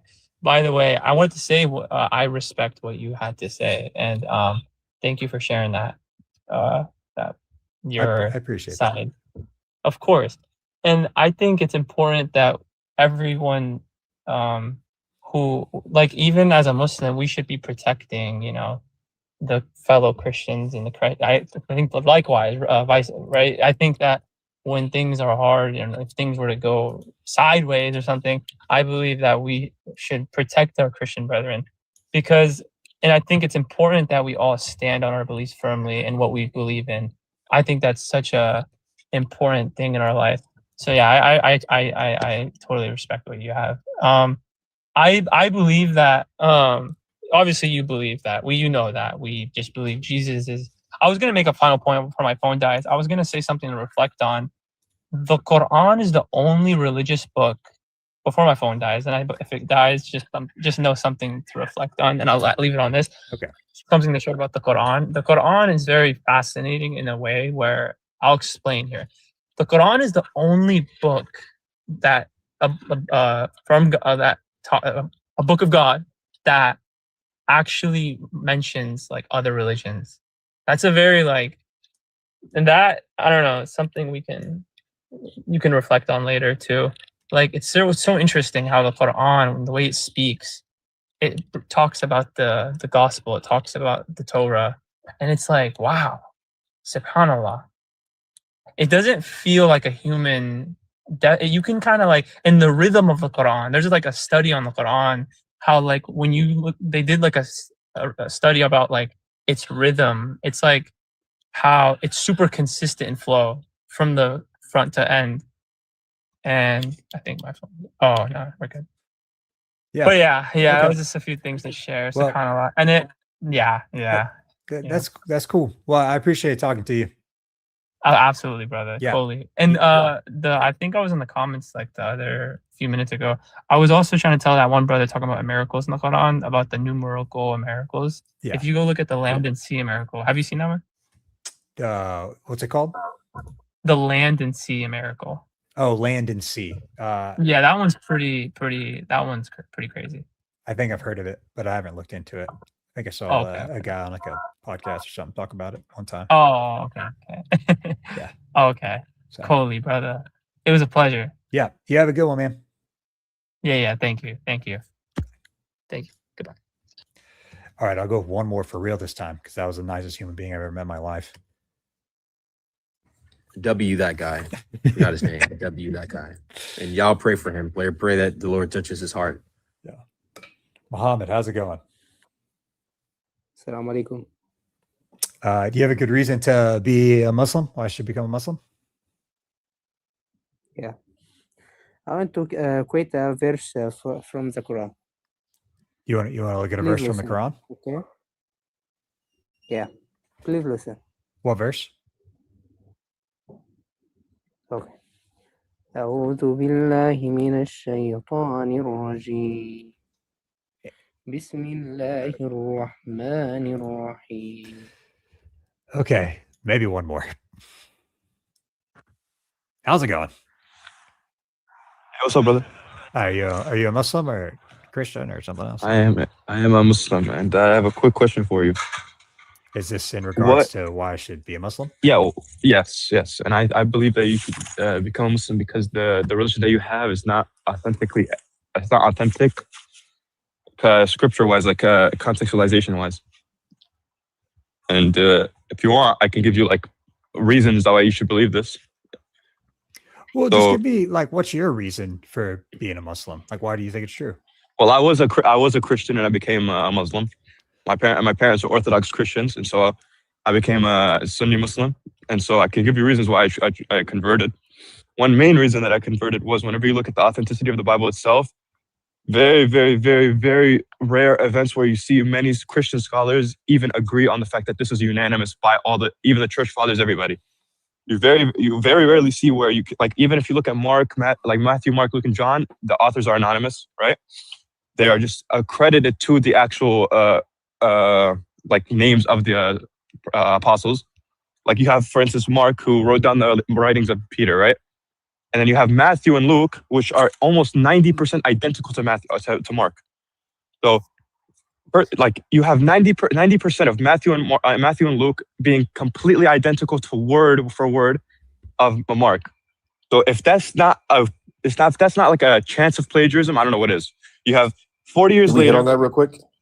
Yeah, sure, you can hit it. With the Gospels, because like there's some truth to what you said. With the Gospels, though, specifically, it was pretty unanimous earlier on, in terms of its authorship. Now, once you get to like Paul's letters, the Gospels. Yeah, once you get to Paul's and Peter's letters, that's where you start to have some contentions and some conversations about authorship. But it's actually the opposite. With the Gospels, especially with the church fathers, it was pretty early on. You have, for instance, Irenaeus always quoting Paul, but he barely ever quotes like pure scripture without ever like paraphrasing. Paul was the earliest writings, though, right? So them not. Yeah, Paul's earliest writings, but it doesn't matter. The church fathers who came after the canonical Gospels. But that doesn't, just because the church father is quoting Paul more than he's quoting anybody else doesn't take away from its authenticity. He's just trying to make a point, and he's quoting. No, I agree, Paul, but it's not like he's quoting in a certain book of what he's writing. It's his entire. It's his entire authorship of, like, for instance, if you have like Polycarp would whenever he was quoting scripture, he would always say the Lord says regarding the Old Testament. When he was quoting the New Testament, he would always say Paul says, right? For Jesus' sayings, he would say paraphrased. He would never actually quote it verbatim because he never had the actual book in the scripture in front of him. They don't have to. Even in the scriptures, when you see Old Testament quotations, especially in light of the New Testament, you see that the writers, they quoted in light of with Christ as the fulfillment. And then even in the Old Testament, you don't have all the authorship in the Old Testament, like Job and. Yeah, but it was accessible to them. Accessible to them. That's my point. But just because they said, in one sense, the Lord said in the Old Testament, knowing that they didn't have all the authorship, and then they specifically were able, if anything, it gives credibility to the New Testament because he's able to quote Paul in his earliest writings, right? Yeah, but Paul is not the father of your doctrine. No, but Jesus is the father of your doctrine. They all got their doctrine from Jesus, but Paul's letters are the earliest. So it would make perfect sense that the church fathers are quoting Paul because his writings are the earliest. It's earlier. His writings are like 55 AD, right? Which is earlier than Mark. Yeah, so you're telling me that Paul got his doctrine from who? The oral tradition, but between the years that Jesus and Mark was writing. He would have gotten his doctrine from Christ when he presented himself to the apostles. They affirmed what he was teaching. They affirmed his apostleship. Yes, I agree. But I'm saying whenever Paul, like between Saul and Paul, he was he never met any of the apostles, correct? So between Paul like the time of the apostles. Yeah, after Paul met the apostles, Saul didn't. Well, Saul never. Yeah, he didn't actually change his name. He was an unbeliever. But let's just say, for instance, let's just say for like before Damascus he was Saul, after Damascus he was Paul. Could we just say that? I don't really like. Sure, he was an unbeliever at that time, though. So of course. Okay, exactly. He met Stephen. So I mean, he technically did meet the. On his way to Damascus, the blinding light occurred. He went back to Jerusalem and he started preaching. Right. So his doctrine that he had, you're saying that they agreed with the apostles, right? Yep, because when you see in Acts 15, when you see the first council and they're all talking about doctrine, they end up on wait, what council? The Council of Jerusalem. Okay. That's Acts 15. Mm-hmm. All the apostles are there. They're hitting on a matter of circumcision and in terms of salvation for the Gentiles. And Peter finally speaks up and he says that we shouldn't put them under the yoke of the law because we couldn't do it. We all affirm that by faith in Christ, we are saved just as they are. And the apostles and Paul affirmed this. Paul was the one who went up to the church on this matter. You're telling me that the apostles affirmed that the Gentiles don't have to follow the law? Yes, Acts 15. That's what you see in Acts 15. The apostles affirmed this. Yes, Peter. So why did Peter require for Paul to do the Nicene, What's that one? The ritual, the purification. Yeah, the ritual. Yeah, and yeah. Acts 21. Yes, yeah. Why did he require? Because when you see the context of chapter 21, the Jews are accusing Paul of telling them to forsake the law of Moses and forsake their customs. Which Paul's point was that no, if you want to continue your traditions, you can. His point is that it doesn't save you. So James was the one who told him to do that. James told him to do that. Then why did the apostles disagree with him? Hold on. They didn't disagree. Just let me finish the point. If you read chapter 21, they didn't disagree with him. They were defending Paul. James was defending Paul, which is why he told him to do the ritual and pay for the men that wanted to take the Nazarene vow. He said to do this so that they can know, because James affirmed, you're a keeper of the law. So James already knew what they were saying were false. So he was saying, hey, do this thing so that they can see that you uphold their traditions. They were defending Paul. They weren't like from like in the face of the Christians, in the face of the Jews, right? It wasn't to the face of the Gentiles. He was affirming his right. That his was faith, that was so that the Jews can see that. So the Jews can know, right? Okay. So does the apostles affirm that the Gentiles have to keep the law or not? That's my point. The apostles affirm that the Gentiles are saved by faith without the law. Okay, then why do they? Why does in many instances, for instance, you can't eat the sacrifice to idols, but Paul says you can. They wanted the Gentiles. You got to understand, in the book of Acts, this is a transition from Judaism to a new thing called Christianity. So these apostles are trying to figure out what this all looks like. They want the Gentiles. They just want them to be, with right in heart with God. Now that you come to faith, we just want you to be on the right path. So some of the apostles are saying, hey, these foods that have been sacrificed to idols, and now in this new faith, stay away from those so that you don't get tempted or you don't get swayed away, right? So they're doing this out of a genuineness of heart. This is not like a religious systematic thing that they're placing on the Gentiles. Jesus himself told Peter that all foods are clean. So Jesus affirmed that in this New Testament, the dietary laws that you had in the Old Testament are no longer in effect. However, if there are certain foods that will cause someone to stumble, you shouldn't take it. That's what Paul says. Yeah, I agree. Right. But before it's not a Paul thing. Before Paul came in the picture, Jesus told Peter himself, because you see Paul's conversions in Acts chapter 9. You go to Acts chapter 10, Peter is going to a Gentile, and Jesus tells him to eat certain animals. And he's like, I'm not going to eat anything that's unclean or against the law. And Jesus says, what God has cleansed, you cannot say is unclean. So Jesus himself has affirmed that all foods are pure. Now, again, if there are certain foods that cause you to stumble, you shouldn't eat it. Right? So that was the apostles' point, and that was Paul's point. No, that's the thing. It wasn't Paul's. Paul said yes, it was. That's what he talked about. Just real quick, real quick, and I'll let you go. When you read like Galatians and Ephesians and Corinthians and all of this stuff, a lot of this stuff is being written during the time period of Acts, by the way.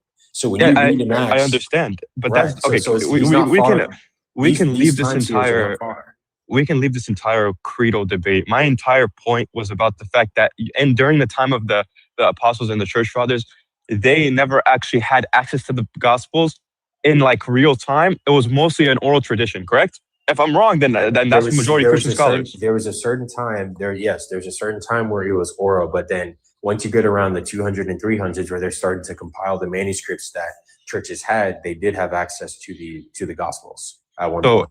So after around 50 years of Jesus' death was whenever, like, I think it was around 40 for Mark, 50 and 60 for Matthew, and even in the 90s was whenever John was being written, correct? Yeah, John is like later in the 90s. Yeah. You realize how great this is for ancient works? It's not great. That's the thing. I'm trying to tell you. If you put the same conditions, that you have for the Quran to the Christian Bible, then you would find very, very, very, very. Hold on. Let me get this. Because? Let me get this straight. You're saying because of how much later they come, then we shouldn't trust what they say about Jesus. No, I'm saying because for instance, you have Irenaeus who assigns the Gospels to the actual people that are assigned, like Matthew, Mark, Luke, and John. Tell me where, tell me where it says that they wrote those Gospels. And I'm not saying I understand that you're going to claim that it doesn't have to. Who wrote the Quran? Scribes, and we know the scribes' names. We know if they're. Where do you see their names in the Quran? Where do We you don't see? see. We don't. No. Here's the difference. Here's the difference. No. There is no difference, bro. There's Apply a that big same difference. standard. There's a big difference. You know the big This difference is highlighting the double standard. the big difference is we know that they wrote them from sources outside of the Quran. We don't know who wrote them from sources outside the Bible. Wait. But you just said I can't find in the New Testament where Mark says this is Mark. That's not my this point. Is Matthew. So I'm flipping it on you. Show me anywhere in any of the chapters where the person who wrote it said, "Hi, my name is so and so. I'm a companion of Muhammad, and this is me writing it."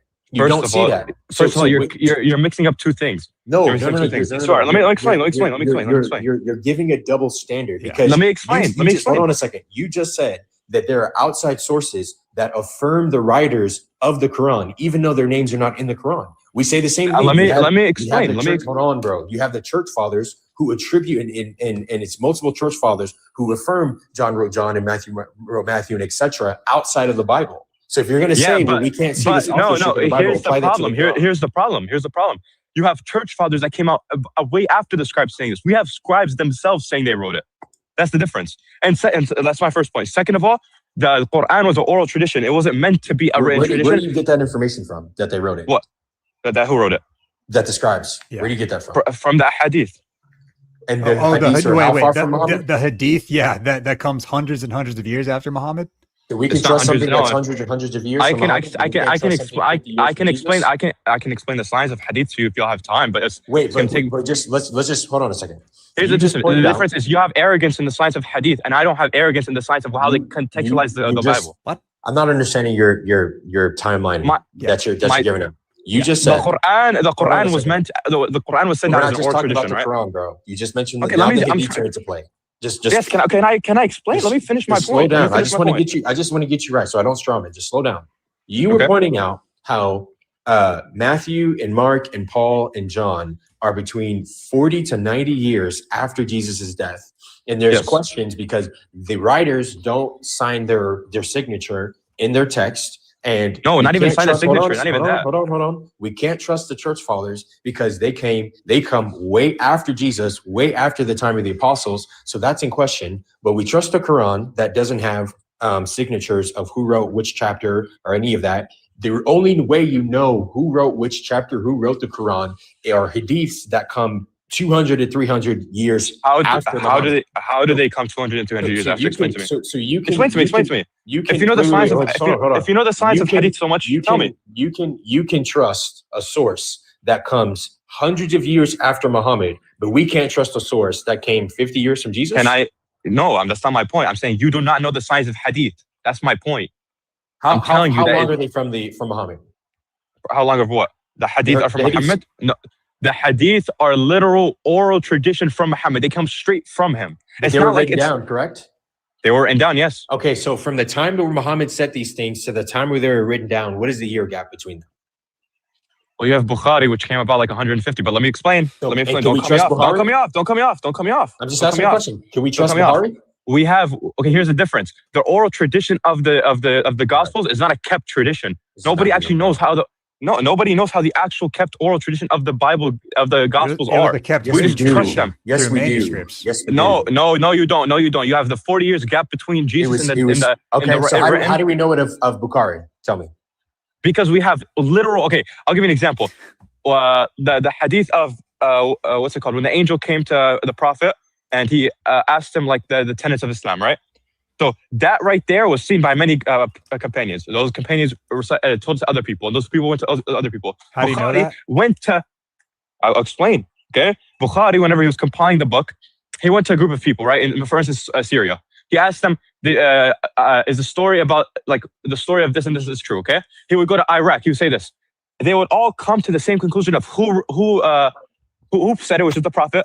Who what's the word? Not recited it, but who said it? Like, I don't know. My English is not the best, but the chain of narration would all go back to the same, and that's how you prove that it's sahih. You have 10 civilizations, 10 different cities going back to the same person in an oral tradition. The gospel, though, let me finish my point. The gospel, though, you have 40 years between the writers of the gospel and the actual Jesus, right? You have 40 years, no kept oral tradition, right? You have no clue who actually kept the oral tradition. Even if you have church fathers back then, they were whenever they were citing the New Testament, after even Irenaeus, 100 years after Jesus, when he was reciting the New Testament, it would never be verbatim. Okay. Ours is verbatim. That's the difference.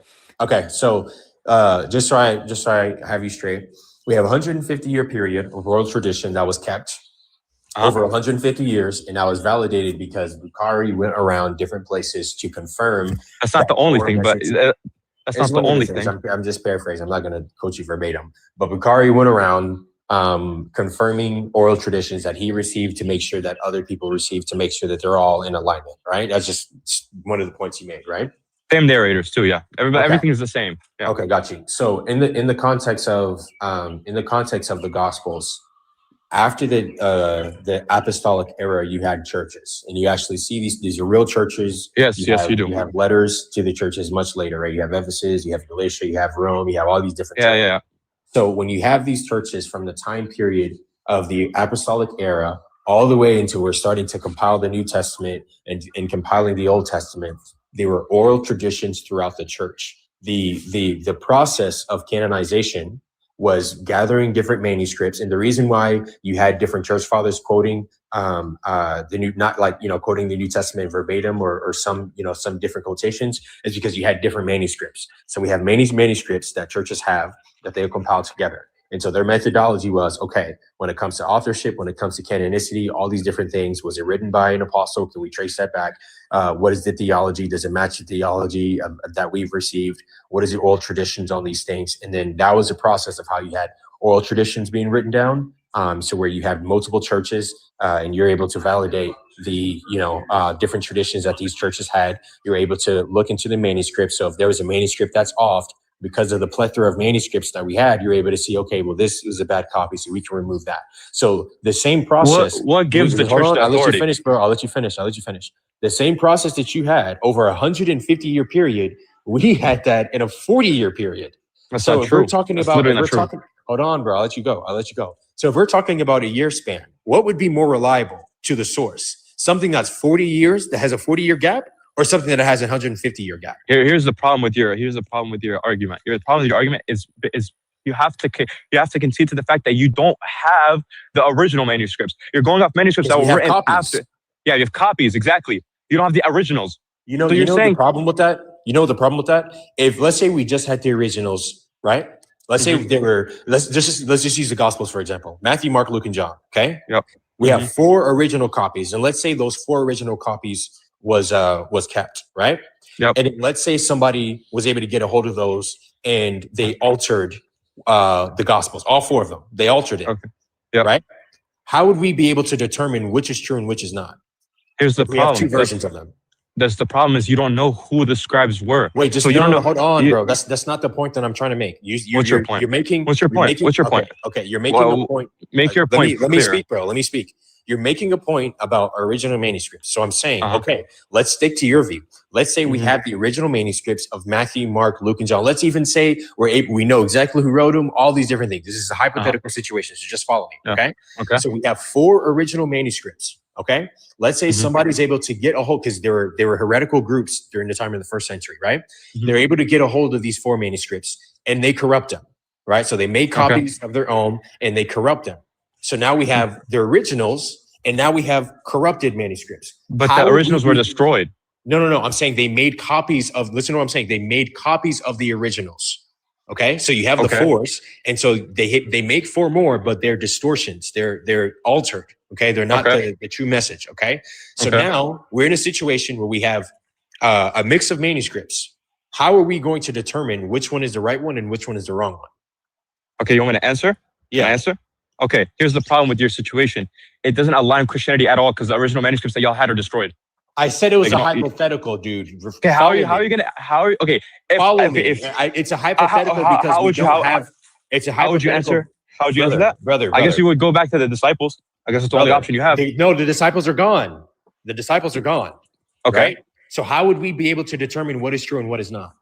Between one false and one truthful? Right. How would you we couldn't. Know? Thank you very much. So in our situation, we don't have the originals, but we have many copies. to where if let's say if you have 10 manuscripts, I don't know your name, but if you have 10 manuscripts and I have one manuscript and all 10 of your manuscripts says Jesus was crucified, but my manuscript says Jesus was never crucified. By the information that you have, by the quality of manuscripts and copies that you have, you would be able to determine that, okay, my copy is false. And that was a process of when we were gathering our text together. So we don't have the manuscripts, nor do we claim to have the original manuscripts, but we have thousands and thousands of copies to where we can validate the information that's being brought, even on a scholarly level. The manuscript evidence for the Bible is there's not like it's insane. How many manuscripts there were? You know what the problem with this argument is? The problem with this argument is saying that all 4 gospels were eyewitnesses. And each person that wrote the 4 gospels was eyewitness testimony. Nobody claims that. Here's the problem. Can I finish my point? Can I finish my point? You're making a false point. Nobody. I haven't made that okay. I want to add to the point. If, let's say, like I said, the previous point that I brought up, Matthew and Luke were copied from Mark. If I have a distortion of Mark, then everything else follows is going to be a distortion. Well, it doesn't. That's not necessarily true. How is that not necessarily true? Because Luke, when he starts off his gospel, he says he interviewed the apostles, he interviewed Jesus' family. So he didn't just copy from Mark, right? Matthew is similar to Mark, yes. So were there things? No, Mark. Yeah, Matthew. Yes. Okay, John, even. Hold on, bro. Even the 10% of Matthew and the 20% of Luke that are not similar, those are similar to each other. You just made a false statement. You said that Luke and everybody copied from Mark, and that's not true, bro. Luke interviewed the apostles, and he this is literally how he starts off Luke chapter 1. He interviewed the disciples and he interviewed Jesus' family. That's why when you read Luke, you get the most information about Jesus' early life because he was able to interview Jesus' mom and his family. So okay, when did he start this interview process? Once more, I just want to ask.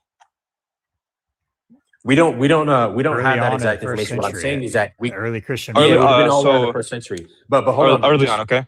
Yeah, but the same methodology that you used over 150-year period that you still seem reliable is the same methodology that we use over a 40-year period. So if you're just lining them up, you have something from a 40-year period and you have something from a 150-year period. And then even with that, there's still strong hadiths and weak hadiths. Yes, because that literally proves that you have the originals, because you can decide which one's false or not. That's the thing with y'all. Y'all don't have the originals to decide which is false. Well, we have copies, so we can tell what texts are. And what texts are not. And like I said, with the issue of those, if anything happened to the original Quran manuscripts, you wouldn't know. You wouldn't be able to decipher. That's not true because we have oral tradition. Well, that's the problem with y'all. Okay, brother. If they are destroyed, let's say the texts are destroyed, and all you had are oral transmissions, you would have issues. How would we have issues? Remember what happened with Uthman? There's even cases. There's even cases. Not even that. They're not even that. Here's the problem. Uthman took the oral tradition on a higher steep than the written tradition. So why was there almost a war with them? Of what? Because of disagreements on the Quran. There wasn't. That's the problem. No, there wasn't. There wasn't a war of disagreements. There was a war with Uthman. It wasn't about disagreements of the Quran. It was disagreement. That's why he burned off the rest of the manuscripts. I'll butt in here. Listen, there's a couple things to just consider as we're talking about this. One, right? A lot of what we're talking about is the preservation of the scriptures, and what I really think you're getting at is, can we trust the Bible or not? Right? Yeah. And then you're saying we can't trust the Quran. Yep. Right. Well, there's this issue with the Quran. Even if we just totally grant that it's preserved, that doesn't make it true. Oh, so you want to switch to a creed type of point of view now? And how can we trust anything it says about Jesus? Being that it came 700 years after. Like, if we want to get into it, like when scholars really look at this stuff, you know, you even have critical scholars like Bart Ehrman saying within the manuscript tradition of the Gospels, like that nothing is lost in terms of essential Christian doctrine. Bart Ehrman says nothing is lost. He says essential Christian doctrine isn't lost because they understand they have a reasonable approach with ancient documents that we preserve them through manuscripts. That's just, there is no document that exists from 2000 years ago that's like the original that we did. Maybe there's like one out there or something, right? But no, there's none. Right. And so we check the preservation through the manuscript tradition, right? And so, you know, the question is, just get back to the point, why should I be a Muslim? I don't have a problem. I don't think the Quran's perfectly preserved. But I don't have a problem, and I know that might like Muslims may not like that.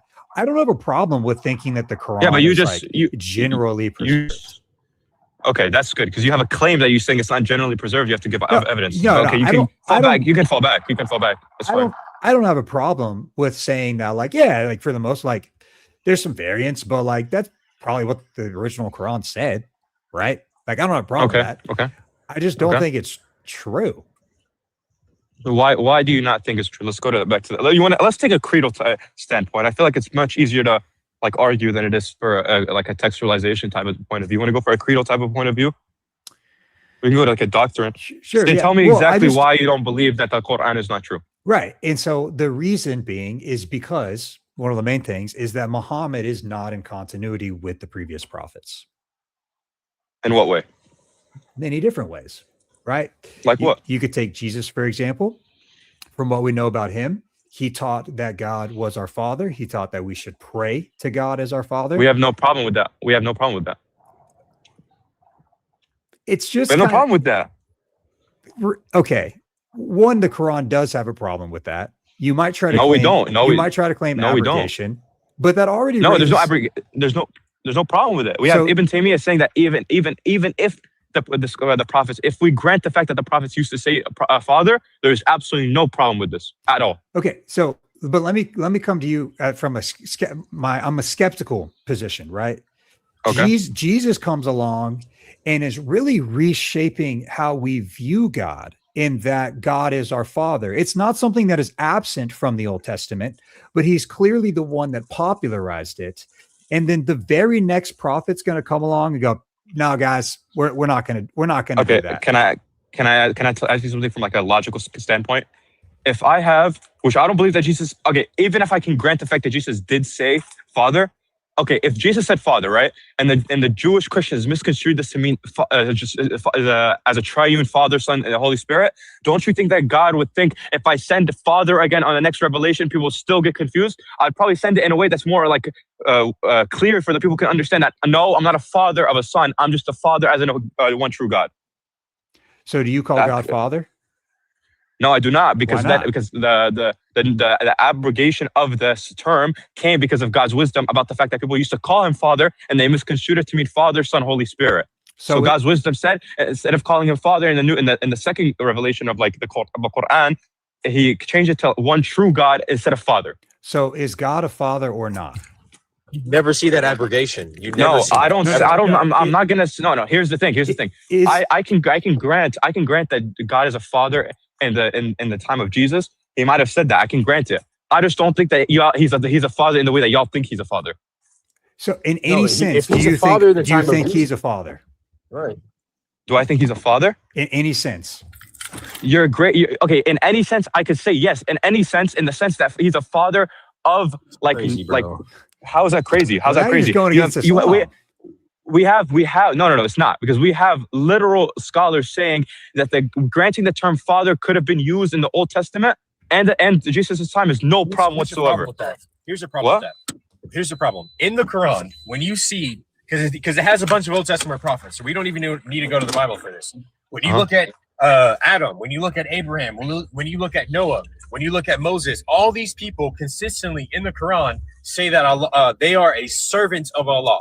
Even when Jesus speaks in the context of the Quran, which would be in his time. So it's not like, this is a Quranic period. This is in the time of the first century. In the Quran, when Jesus speaks in Surah 19, he says, I am a servant of Allah. And then in the same chapter, it says the only relationship you can have with Allah is a servant-child relationship. So here comes the problem. From a Quranic servant-child? Servant master. In the Quranic standpoint, there is you don't see any abrogation. You don't see any detail, any hints that any abrogation can be general. The abrogation can be general. It doesn't have to be specific. No, it cannot. How can it not? Hold on for a second. You guys get this from the Bible because you need the Bible for basic information about Jesus. The problem is because Jesus says, you have a claim, right? Where's your proof? Hold on. because Jesus says he's the Son of God, and that's anti-Islamic, now we have to say, well, it can be a mean of endurement, or it can be in another sense. Where in the Quran, Allah is explicit, bro. The only relationship a human being can have is a master or servant relationship. Every prophet in the Quran affirms that. Why? Okay, here's the problem though. Y'all think a father and son relationship in the Bible as a Father, Holy Spirit, Son. When it says father and son relationship in the Old Testament, it literally means as a servant and a master. It doesn't specifically mean that yes, he's the Son of God, begotten or not begotten. Doesn't mean that. It literally in the Old Testament. How does it not? How does it not? No, it doesn't. In the Old Testament, God is literally depicted as a father of the fatherless. This is not a master-slave relationship. It even says, "You will not call me master, but father." And then in the New Testament, it says, "Serve your God" many times in the Old Testament. In the New Testament, Jesus being the Son of God is not a righteous man. It's not a time of endurement. It means he's the eternal Son that was with the Father from eternity, which is anti-Islamic.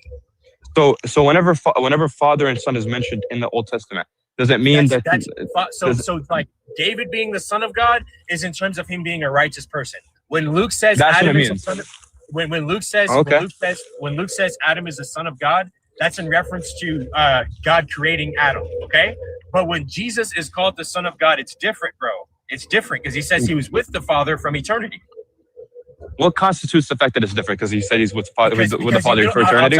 That's a beautiful question because he literally says, I came down from heaven. I came down from the Father's glory. The Father sent me. I'm going back to the Father. I had glory with the Father before the world was created. No other prophet says that. No one says that. No other prophet says he was sent by God, by the Father? No other prophet says that they were sent down from heaven, or they had glory with the Father, or they were with the Father in eternity. No one says that in the Bible. Okay, can I point out two things? One point of it is being, if whatever your claim is, first of all, in forgetting everything, you can claim the fact that it was contextually wrong. Like whenever you say it could have been changed, that's number one. I'm not even claiming There's no evidence for that. I'm not even claiming that. I'm just saying that's at some point that someone can bring up. There's no evidence. There's no evidence for that. You'd have to provide that if you're going to. Evidence of what? There's no evidence for that. Evidence of saying that it could have been contextually fabricated. Yeah, if you're making that point, you would have to provide. If there's even a chance. I retract my point. I retract my point because I don't have the knowledge of it being construed to a really deep level. So I'm not even going to argue it. But I'm just saying that's a possibility. Okay. But here's the thing. Number two. That was just one. It's just one thing though of a list of things that I could say Muhammad's not in continuity. Like we're in debate about this, but like you just keep going. We just keep looking at the prophets, prophetic books. I mean, here's a good question. Let me just say, if I say, you can ask right after I just say. Go. If I say that we don't have any problem with the Father, then that kind of wipes your first point. No, you do have a problem with the Father, right? I think I would disagree. The Salafis who have come up with this stuff. Yeah, I mean, just because Salafis on TikTok have decided they found one guy who kind of alludes to it, it doesn't make a bloody difference to the thing. Okay, now let me ask you something: Is every revelation from your Allah, is it eternal? As in, did that thought or that revelation always exist with him from the time he was? I can only speak about the Quran. I only know that the Quran was a infinite Bro, revelation. You're not speaking about the Quran. You're going to Ibn Taymiyyah. You've left the Quran. No, but you just switched. You just switched topics. Right. Okay. So I'm talking about the Quran. In the Quran are revelations, an idea, a revelation. Let's just make it loose, easy for everybody to understand and chat to. Right. It might not be perfect. So I give you that. But the idea, the thought of that revelation, did it always exist with him, with God? Or was he just suddenly popped in the 7th century and it first came to his mind and he made a rule up? So you're asking if the Quran was created or not created, basically? No. The words, the idea, if he's giving a revelation, for example, just again, it's a silly example. If he tells you that you need to take a left instead of a right, did he always have that in his mind from the time he was that you're going to? So that's basically asking if God is all-knowing or not. That's basically saying if God is all-knowing. And he already, his words, he already knows it. Like they were true even back then. Like his words what he comes out of his mouth wasn't an idea that only became true in the 7th century. It was always true. Okay. Well, okay. I can grant Do the you fact that agree God with is that? all-knowing. I grant the fact that Right. God is all-knowing. So if that, And if it's that, not if that, all knowing. Knowing something and saying something is different, right? But everything he tells you, he's You're basically always saying- felt that way, right? you're Has he basically always saying- felt that way? No. This kind of argues about the fact against abrogation. You're saying that if God always knew about something, I'm why not did going he- to abrogation, brother. I'm not going That's to literally what abrogation. He you're already going knows to, about then, abrogation. that's But where you're going even to. abrogation, not abrogation, he knew it, right? Those were always true with him. Those words were with him from the time God has been existing. Yeah, you Right? can say It yeah. didn't suddenly pop up. The Quran was always Oh, the very words. good. What are you asking? You're asking a very vague question. It doesn't have any. It doesn't have anything to The do with words with the that you're argument. okay, a revelation that he gives in any chapter and verse. Is Okay. those words always been with him from the time he's existed, or suddenly it came into his mind and he said, "Oh, by the way, I'm going to say this in the 7th century." Did he already know this? No, Were the he's words always true with him? Guys Great, always know. thank you. Yeah, okay. Beautiful, beautiful. Now follow me on this. Chapter 7, 180, he says, "And to Allah belongs the best names, so invoke him by them and leave the company of those who practice deviation concerning his names. They will be Deviation. recompensed." Yeah, deviation. They will be Deviation, recompensed. What? So I thought you said something else. Deviation. Okay, continue. Yeah, deviation concerning his names. They will be recompensed for what they have been doing. Okay. So he's telling you, don't you dare call me out of my 99 names. Now Don't you you're dare call trying me to out of tell my us, huh? You said don't you dare call me out using one of my 99 names? out of my 99 names, something apart Oh. from my 99 names. Okay. Deviation concerning his names. Okay. Okay. Now, so you're telling us, so you just agreed to that this, when he's making this comment, it was good from, he had this concept, this rule, this thing that he just said was with him from the time he's always existed. He didn't just Okay. suddenly create that rule in the 7th century. Okay, No, you just said that everything he said. That's fallacious. That's fallacious. That's fallacious. Okay, I'll tell you There why. you go, guys, ladies and gentlemen, this is how you Let make me that. explain. Let He me explain just why. flipped. Why? He Why just are you? flipped. No. So he thought, Bro, I just Oh, told okay, you. so I wait, just told you that you're arguing against abrogation. You could always say that God allowed for his names to be called in this way, but he's talking about the prophet in this okay, verse right now. hold on, before your abrogation, did he always have this? Even anything he abrogates, that which he abrogates, he always had it with him. But Jay, where's the evidence of abrogation? Hold on. Stop. No. Watch what I'm doing. No, there's obvious brother, proof watch that what. you can bring from the actual Watch speech of what the I'm doing. prophet. Okay, don't get distracted, please. Just watch what I'm doing. He just agreed that everything that Allah says has been his concept from the time he existed. No, that's so that's from the not, time no, he's you're switching my words. You're switching my words. great. So now you made your Allah contingent. Why are you just putting words in my mouth? I never said that. You agreed to it concepts. earlier. I said the words that were with God have always been with God because He's all knowing. Great. I never said the concept. Okay, so was this word of his words that he is using here, telling people, do not call me outside of my names. He's telling the people of this. But to him, was those words to him? He's telling the people of Mecca and Medina and the new covenant of Islam to not call out anybody but with to other him, words. did Allah always believe in that? Was that Allah's rule always for him? Did he always know these words? Were the words true to him, not to who he's telling it to? That's a very, very stupid argument. I'm not gonna lie to you. It's a retarded argument. So yes, I know. It can be about something. No, it's a stupid argument. It's a stupid argument. I'll tell you why it's a stupid argument. I'll tell you why it's a stupid argument. Why are you being so pushy, man? Calm down. Yeah, because you're switching. So I'm not what switching. you said I'm not switching. I'm doing the opposite. Actually, okay. I'm telling you, God can command a way of worship and then abrogate it at a different time. You could say in the Old Testament, God only before wanted he people to worship abrogates it. Was it true? Can I? Yeah. Okay. People in the Old. Do you understand? People in the Old Testament could have worshipped God in a certain way, and God only accepted that word worship. And then in the New Testament, you could have worshipped in a different way. So that's, are you saying worshiping God in a different way? Are you saying your Allah wasn't aware? Your Allah wasn't aware of that thought before the 7th century? No, man. But he's saying he has wisdom in a way that he can. Was your Allah aware? Did your Allah have the thought that no one can call me out of my name? Actually, he has very, very bad arguments, bro. I'm not gonna lie to you. I'm gonna make my argument. Okay. I'm explaining you. Okay, thank you. It's a bad argument, bro. You know what? Okay, I'm going to talk to chat.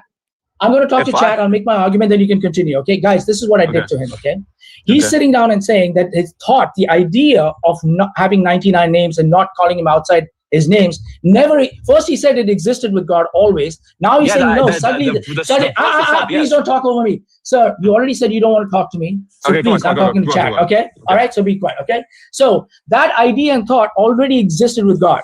So now he's flipped and he's saying it doesn't. So now he made his God not a God. It's a contingent God. Okay. So anyways, here's my argument. The thought of him not being called out of 99 names always existed with him. Even when he abrogates something, that which he abrogates always exists with him. So he always believed that people should not call him out of his 99 names. Not suddenly in the first century he was okay with it. Secondly, these guys have a small g. His name is Ibn Taymiyyah. And if Ibn Taymiyyah says something, they will kick their Allah to the curb. Nowhere does it say that those verses got abrogated. Ibn Taymiyyah says, could have, maybe, speculate, all that stuff he says. But these guys talk like they can do it.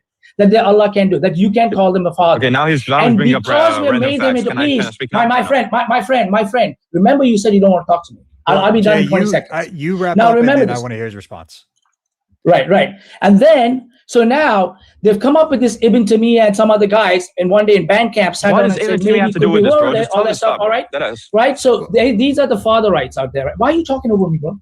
All right, so let him finish. And then, again, the bottom line is there is nowhere it says that it could be abrogated. Nowhere in the Quran, Allah says who they throw under the bus. He keeps on telling them, even you guys, there is a verse in the Quran, and I'll end with this in 10 seconds. There is a verse in the Quran where he says, what is it? You call Uzair the son of God, Allah, and 1 second. Let me just do this real quick here. 9:30. But he says it's 9. What was it? Sir, 9:30 maybe. Hold on, it's 9:30 or something. Hold on. Just bear with me here 1 second here. Did you say that Ezra? I had it up here. Yeah. I got it. Oh, there it is. 9:30. You're right. Uzair, the Jews say Uzair, Ezra is the son of Allah, and Christians say him, the Messiah is the son of Allah. That is the saying from their mouths. They imitate the sayings of the disbelievers of the old. So even there, he's saying back then, anytime in the past, you could not say it. It is unacceptable to their God. And then he says, Allah's curse be on them, how they are deluded away from the truth. So even if you had said it in the past, he's saying Allah's curse upon them. But the TikTok Muslims, the fatherites, the lesbianos, mini-me's out there, are now going around saying you could call God Allah. The Christians made them do this shirk. I'm so happy about it. Can I respond? First of all, he's putting words in my mouth. I never said that the concept of calling Allah by all 99 names was always there with him. He could have, obviously it was always there with him and knowledge. But I'm saying what I'm claiming is the words of the Quran were always there. So I'm not saying that the concept or anything. I'm just saying my point is, I'm responding to you. I never said the claim. I said the words of the Quran have always been there. That's number one. Number two, anybody that worshipped God in a different way in the Old Testament and God commanded them to worship in a new way in the New Testament is the same exact thing you're telling me now. You're basically saying I can only worship God in the 99 names that he told me to worship him now and forever. But if God commanded someone to worship him in one way in the New Old Testament and then said, no, you're not supposed to do that anymore in the New Testament, if I worship in the New Testament the old way, am I wrong or am I right? No, I'm wrong because God told me I can only worship him. We worship him in the same way. Show us where your God said that you could do it in the old way. The old way was acceptable to call him Father. That's what we're trying to tell you. You make this stuff up. Wait. So repeat your question? Yeah. Show us where your God said it was acceptable to call him Father. You're giving us an example of somewhere God saying one thing and then God is changing into a new law. But in your case, you don't have your God saying this anytime. That is okay to call him Father. That's my point. First of all, when so how do you say? So how is it okay to call him Father? Because you could say that the Quran, the Bible, and the Torah have some truth to them. Okay, so if they have some. Hello, you said that your example you gave us was of God doing one action and then updating it or changing it or whatever, right?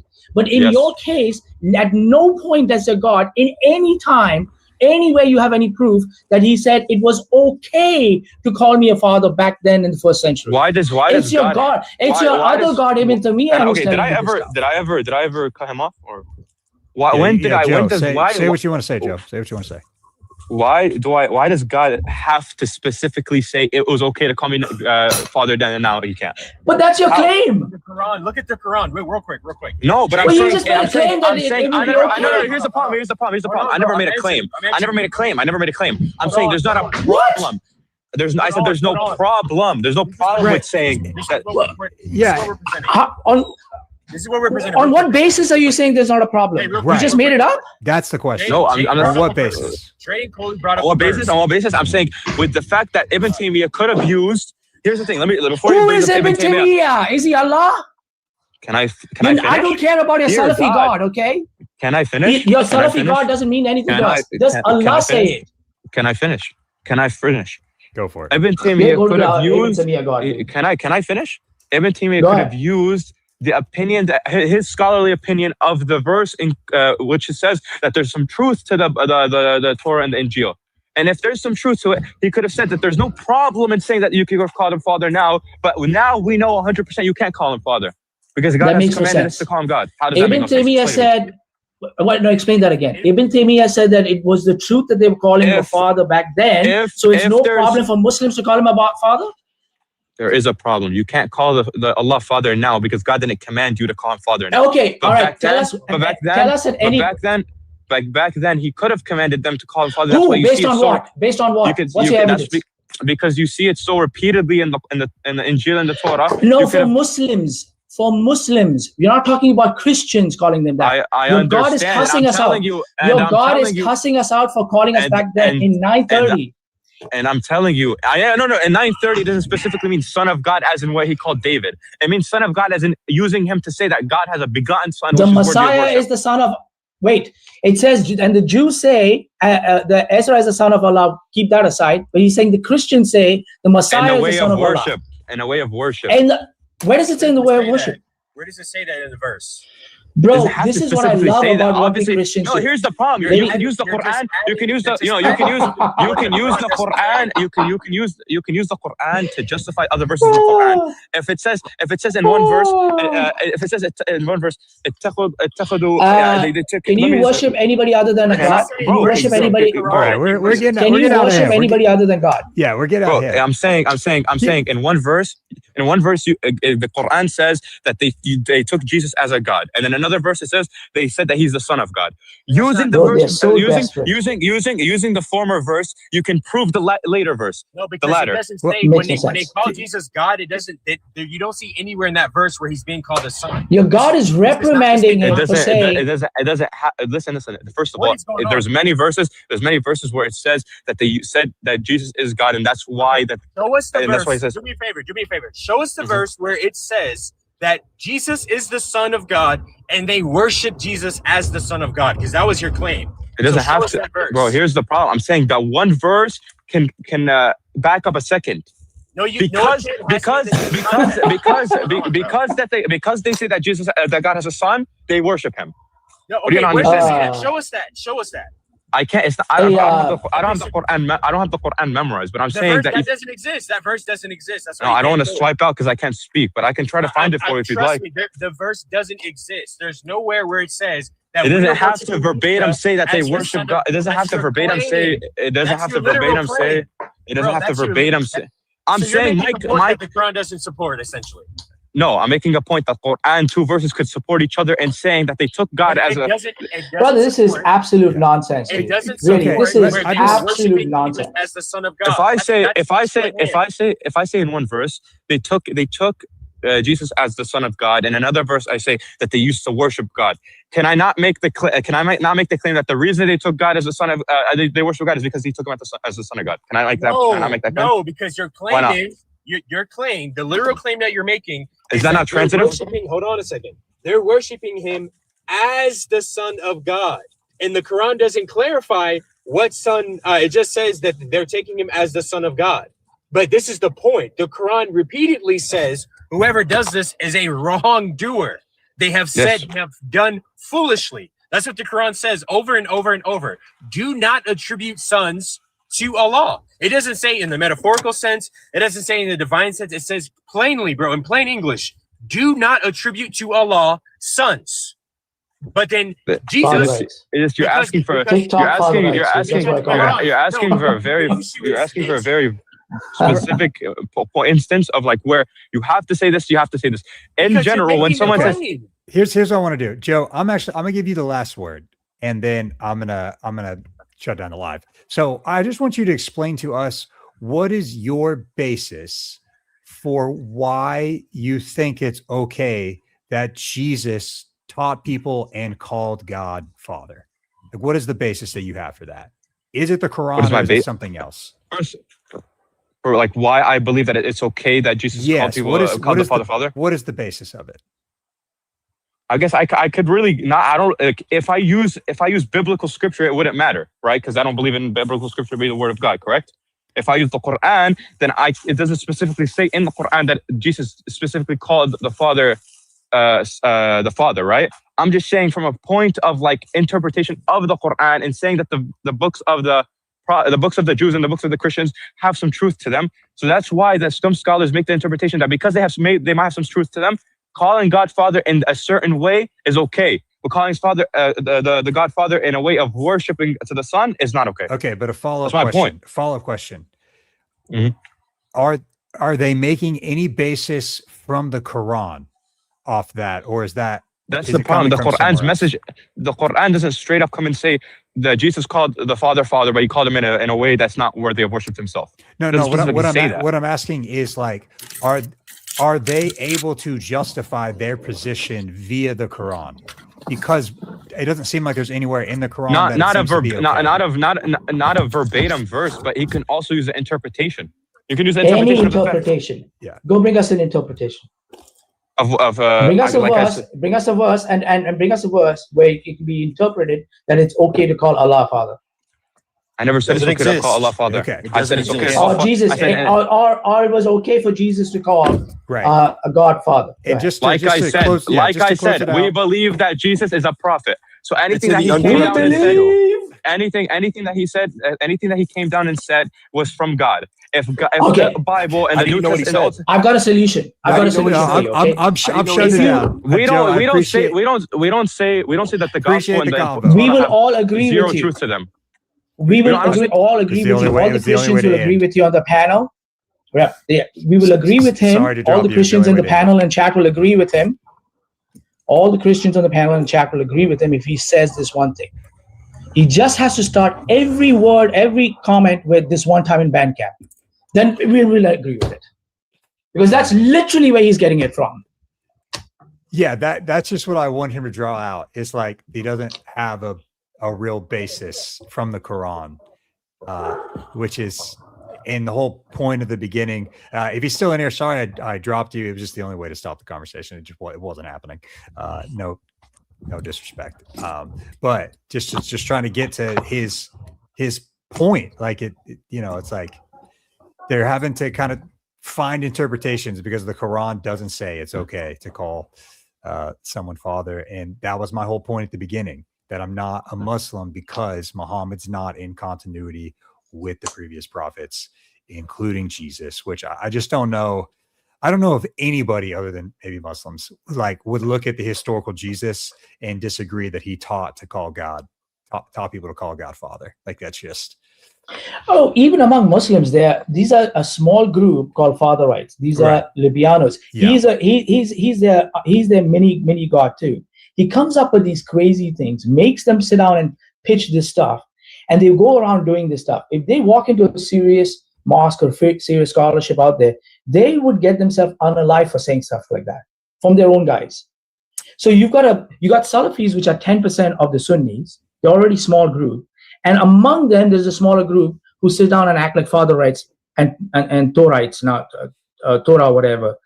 People suddenly they've started doing that stuff because of Libyano. Yeah, committing shirk left, right, and center. Oh yeah, when I can't remember what he said in his debate against IP, but he said something really bad. Oh, it was about the disciples and that they believed that Jesus was crucified.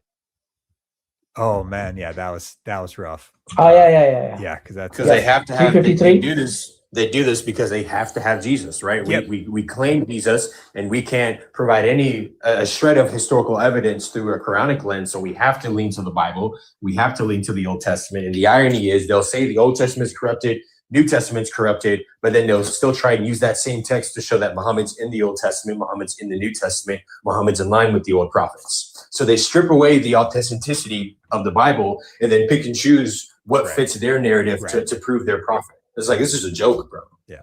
But all right. Well, I'm shutting it down. Everybody on TikTok and over on YT, I appreciate y'all watching, and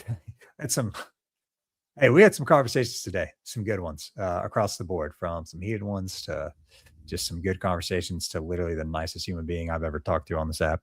So, man. Oh, I thought I come and provide all the excitement and the rush. Hey, there, yeah, you do provide, you definitely provide the excitement, but there was there's some spicy ones before you popped up on here. So, but I've been alive for about good 2 hours and 4 Yeah, it's all Jay's fault. That's why they get so hostile, because of Jay. Hey, listen, to calm you guys' nerves down, there is a debate going on right now on the Word and Eyes channel with this absolute brilliant Muslim called the Prophet Daniel. Yeah, I've heard of this guy. Yeah. Is it on YouTube or He is TikTok? debating. Guess what he's debating the topic right now? Guess. Please, it's not Aisha. No. Okay. Jesus is a Muslim. Oh, classic. So he's debating with James Apologetics in there. Is it on YouTube or DL's TikTok? live right now? People are asking. On TikTok, on Word and Eyes live right now. Okay, cool. Yeah. If y'all want to pop over there, y'all should just flood that. Watch that debate on Jesus and Muslim. That'll be a fun one. So, all right. Yeah, the Word and Eyes, this thing, go over there. Have a good laugh. Cool. God bless you, man. Yeah. God bless. Y'all enjoy your Saturday. Take it easy. Enjoy some March Madness. Jesus is King. Peace. Jesus King. And YouTube, thank y'all so much for watching. I just ended over on TikTok. Thank y'all for watching. God bless. Man, we're gonna keep growing the YouTube. It's gonna be fun. So y'all take it easy and have a good one. Bye.